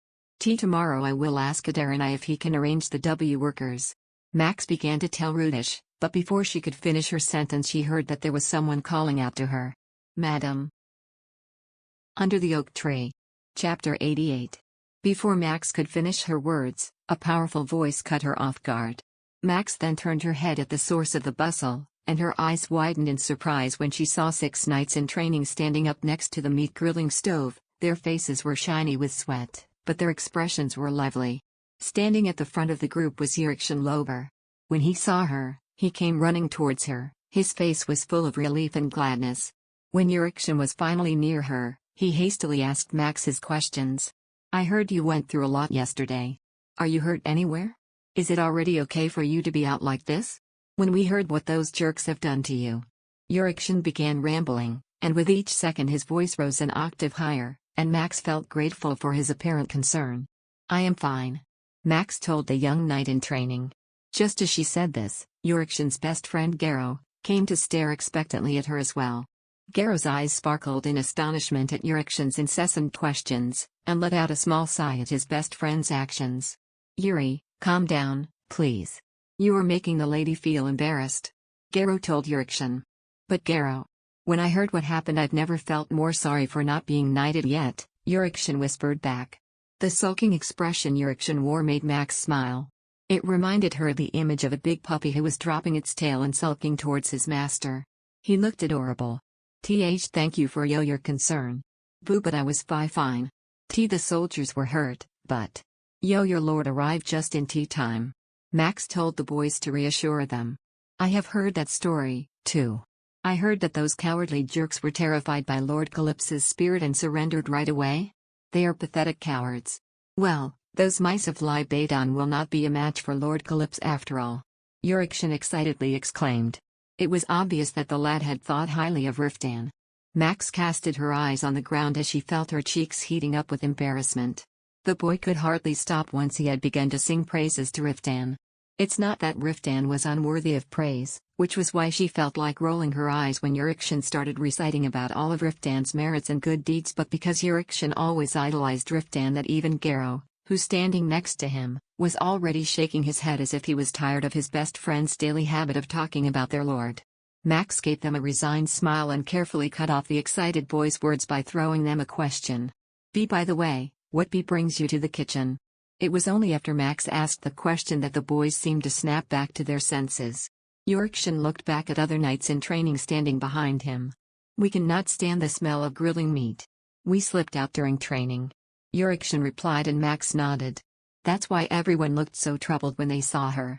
Max smiled meaningfully to reassure the boys who were afraid that the hostess might tell on their leader that they skipped on their training. We are boiling sausages now. Chef, can you give them a pea plate, please? Max told the boys as she gestured for the young lads to come closer. The chef, who was stuffing the cleanly washed pig intestines, raised his face and smiled broadly. We are grilling over there on the fire pot now. Hey! Fill up a plate of sausages and bring it here. The chef screamed to the kitchen staff and the hungry boys hurriedly ran towards them like a swarm of bees. Max then decided to slip away when the boys began eating so that they could enjoy the snack comfortably. When she came out of the kitchen, she saw servants were lighting up the candle holders all over the hall. If they did not light the lanterns in advance, the entire castle would become dark in the instant the sun rested, and so it was customary for them to do this. In the instance of emergencies, it was vital that the central hall and stairs had to be lit from early hours. The castle was twice as bright now than earlier when she passed its hallways, as the newly ordered lanterns were placed everywhere, but the servants were also twice as busy. She spoke with a determined face as she walked through the hall. I will immediately get more wool workers for tomorrow. Max told Rudish. You don't have to. Rudish replied to her while shaking her head. And no. It takes more servants to manage such a large castle. There are a lot of people need to be served. I think we need at least 30 more than we do now. Will there be enough residences for them? Max asked. Yes. There are plenty of empty rooms left on the first floor for the servants. Rudish answered. Then I will talk to the lord sometime today. Max was resolute. They had to hire more people if they wanted to be ready for winter. For her last rounds, Max looked around the barn, and when that was finished, she returned to her room to write a simple journal. In order to manage a large castle like the Calypso Castle, it was necessary to grasp what was going on in every corner of the palace, in order for her not to miss what problems they had or will have, and she had to fix those soon, for there were a lot of people depending on them. Suddenly a knock came from her door. It was one of the castle maids. "Madam, Lord Calypso is likely to be late, and he has sent me a message for you to have dinner first. Shall we set it up at the dining hall?" the maid asked her. Max told the maid that she will have dinner at the hall and followed the latter out. When she arrived at the place and was served the food, she decided to eat slowly, hoping that Riftan would come home soon and find her there. How long she was sitting in front of the table, Max could not tell, but she must have sat there for more than an hour because everything felt cold. Under the Oak Tree. Chapter 89. Rudish, who had been out for a while, had also now returned, and called her attention with a cautious voice. "Madam?" Rudish began while Max still sat, and she wanted to ask how much longer she planned to stay at the dining hall. Max glanced out at the window. It was all dark outside. Was Riftan still outside until this time? No matter how tough a man he was, Max was worried. She wished he could take a break for a while and come home. Finally, Max knew she could not keep the rest of the servants waiting, for she, too, would worry them. Her food also had grown cold. "Bring it to the room, please." Max finally answered a curious Rudish and got up from her seat. She looked at the flames burning in the fireplace, flaring up the firewood meaninglessly one last time before starting her way up to her room. The day at Calypso Castle was both very long and short. It felt difficult when she was busy, but she was satisfied here compared to when she lived in her father's castle as if she were a dead person. Was Riftan also satisfied living here? Max wondered. Recalling Rudish words during the day, Max scrunched her face in deep thought. Through observing the attitude of the knights alone, Max could tell how unfairly Riftan was treated by her father. He had no choice but to blame himself. But he was trying to do better somehow and gain her father's approval. Frankly speaking, she didn't quite understand why he was acting that way. No matter how much she thought about it, she didn't have an attractive side to entice other people. She had neither a dazzling beauty, nor any extraordinary talent, nor was she full of wit. The only best thing to claim was that she was descended from Duke's eldest daughter. But even that was not a big deal if she stood side by side with the princess. What part of her did he like so much for him to go through such lengths? Whatever the reason is, it must be a lot of luck for me. Max thought absent-mindedly and let out a sigh. She admitted bitterly what her father had said. She thought that the sum of her father's violence had become an unexpected luck for her because it led her to Riftan. Max firmly prayed to make sure that this happiness would not pass away. Max stirred as she felt a sudden chill enveloped her body. Her long and firm fingers gently wrapped around her chest in an attempt to warm her skin. Max awoke from her nap and looked at the faint morning dawn that was leaking from the window. It seems to her that she fell asleep while reading a book after dinner. With her shoulders curled up against the chilly dawn air and her stiff eyes blinking faintly, Max suddenly felt a strong forearm tightening around her waist. Max was startled by this and turned her head behind her to look. She saw Riftan sleeping next to her. When did he come back? He was lying on his side, wearing only a pair of bottom trunks. She glanced doubtfully into his face. Is he pretending to be asleep? Max thought. She had been fooled by him several times, so she squinted her eyes and looked at him for a long time, wondering if he was truly asleep. But Riftan only breathed slowly, lay still and didn't budge. When she pushed his hand carefully because she thought he was really asleep, he unexpectedly loosened his arm. Max turned around carefully so that her husband wouldn't wake up. "Are you tired?" Max asked Riftan in her head. He was in deep sleep and she could not help but wonder at how tiring the previous day was for him. Max gently touched his finely sculpted face, which was covered by the bluish light of dawn that filled their room. His hair that had grown long was disheveled like a bird's nest. She saw his forehead wrinkled when the hair poked and tickled his eyes, so she pushed the strands over. At this moment he looked so vulnerable that Max slipped a smile. She did not know what's going on inside her head. She couldn't fathom her love for this man, who was at least 1 foot, about 30 centimeters, taller and twice as big as she was. However, Max crawled impulsively into his arms and buried her face against his firm chest. When it seemed certain that he had fallen asleep deeply, the urge to take a more daring action soared within her. She put her face near to his neck and took a deep breath. A mixture of masculine body odor and fragrant soap, and the remains of intense sunlight gave off an inexplicably sensual fragrance to her. As she inhaled the smell deep into her lungs, a mysterious heat trickled through her stomach. Max carefully touched his chin. Riftan was indeed a dazzling presence to behold. His firm, and yet smooth skin seemed to glow faintly even in the dark, and his face, with his long eyelashes, looked innocent and lovely while he slept. I think my head is getting weird, Max thought to herself as she stared at Riftan's sleeping face. Only a few months ago, Max had never dreamed of using the words naive or lovely to describe Riftan's lips. But now, she was feeling the strange urge to rub her face deeper in his arms, as if he was a soft cotton pillow. However, she was holding back the crazy impulse to do so. Not only did she have no courage to do so, but she didn't want to wake him up from a deep sleep she knew he deserved after a long time of not being able to rest properly. Max slipped out of bed so he could rest well without interruption, picked her robe and left the room. There was a chill of dawn that greeted her in the corridor. She put on a thick robe over her thin woolen dress and went straight down to the kitchen. When she arrived at the place she thought happily that she was right. Indeed, there was as much warmth in the kitchen as she thought. Under the oak tree. Chapter 90. The head cook was kneading bread in front of a long table when he noticed someone pushing the door open. His eyes widened in surprise when he realized it was none other than Madame Max who had entered the kitchen. Max smiled awkwardly at the head cook as she moved to the fireplace while rubbing her palms against her shoulders.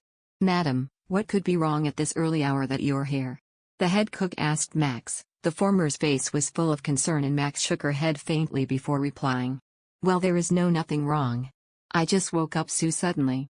I did not want to disturb the Lord while he rested, so I came out too quietly. Can I stay here for a moment? Will it be okay?" Max asked. The cook was caught off guard when he heard the lady ask for his permission to stay in the kitchens. He fervently nodded his head in response. His actions were so abrupt and strong that he feared his skull would crack due to the force. Of course. I have prepared freshly baked bread and rabbit soup just now. Would you like to have a taste?" the cook offered Max, and she smiled at him in turn. "Well, maybe just a little bit. I will eat some. But, before that, I want to wash my face. Could you bring me water and a towel?" Max asked. "Yes, of course. Please wait one moment, madam." The head cook immediately grabbed a clean basin off the shelves and poured hot and cold water in it in order to get the right temperature that would suit the lady of the castle. When he was done, he quickly handed Max a crisp, clean cloth along with the lukewarm water. Max received them gratefully and then proceeded to sit at the table in front of the fireplace to wash her face more easily. She carefully dipped her fingers in the water and then ran her wet palms through her tangled locks. After she did this, soon a maid entered the kitchen premises and began helping the cook to set the table. It was also this same maid who brought and served her hot thick soup, as well as steaming fresh and white bread. Max moved the basin to one side, and then grabbed the warm loaf, and split it in half. The golden crust crackled as she pulled at it. White steam also rose from its soft, creamy, white flesh and carried its warm scent. Max then proceeded to spread a small dollop of butter on it and then took a bite. The sweetness of freshly baked bread melted in her mouth, and its heat also slightly burned her tongue. It went deliciously well with the salty rabbit soup, and her palate was soothed by the glass of goat's milk with honey that was also provided for her. Max enjoyed filling her stomach with the delicious meal in front of a roaring fire, and she felt quite satisfied. When she was finished with her meal, she started to leave the kitchen feeling drowsy. "What's the matter this morning?" Max asked herself as she debated whether to crawl back into bed, or start her day early since she was already awake. However, before she could decide on what to do, she heard a familiar voice behind her call her name. Max spotted Ruth walking at the hallways that led to the kitchen. His face was clouded with frustration. He approached her swiftly and blocked her way. "You must have been enjoying your early breakfast. That is a relief. Unfortunately, since I was carrying out important work for the Lord, never mind breakfast, I haven't eaten since the day before yesterday," Ruth complained sarcastically at Max. Max's mouth stiffened at his speech. Yesterday, I was busy." She began to explain to him, but she was cut off when Ruth started talking again. "Yes, I heard that Lord Calypso bought a tremendous number of gifts for you. You must have been busy opening presents all day long, correct?" Ruth told her bitingly, and Max furrowed her brows at his words. "No. The work that I had in the castle kept me occupied. It was more than I thought." Max tried to explain to him. Certainly, it was true that she did spend quite a bit of time opening gifts, but Max was obstinate of mentioning that. Ruth, however, kept on glaring at her with his sunken eyes full of dismay. Max did not want to show in front of the servants how flustered and pitiful she was because of this man. With his high-handed attitude, he always made her feel like a bad child being scolded by their teacher. Of course, you must have much work to do. However, as the lady, you have to prioritize the safety of the house above all else. What could be more important than setting up the magical equipment defenses around the castle wall to keep out intruders? The only person who can help me is you, Lady Calypso, since you are proficient at math, Ruth whispered to her. Max squinted her eyes at the implication of his words. She would have bet her life that the wizard did not think she was talented at math and he was only nitpicking on her. Of course, safety is important. But it is no less important to prepare for the winter. As soon as I'm finished with my work. Max began to reason out, but Ruth spoke again. To Lord Calypso, the safety of his residence is more important than anything else. As his wife, if you help me finish the task quickly, the Lord will also feel more at ease, Ruth snapped at her. Ruth's words were testing Max's patience, but it also piqued her interest. Really? Do you really think that? Max looked up to the wizard in curiosity. Absolutely. Ruth told her, his voice was full of confidence. Max was so consumed with the thought that Riftan would consider her a capable person if she did manage to protect his people, that she did not detect Ruth's coercive way of speaking towards her. She secretly glanced at the servants, who were pretending to work and enjoying eavesdropping on their conversation, and let out an unavoidably lengthy sigh. All right. I will make helping you my full priority. Are you satisfied now? Max told Ruth. It would be more satisfying if you could lend me your hand immediately, he replied. Max could see that his lean face was weary from exhaustion. There is a mountain of formulas that must be organized. Originally, there are supposed to be 2 or 3 assistants to take care of this, so it's too much for me to do alone, he told her as they began to walk towards the kitchen once more. Oh, okay, you understand.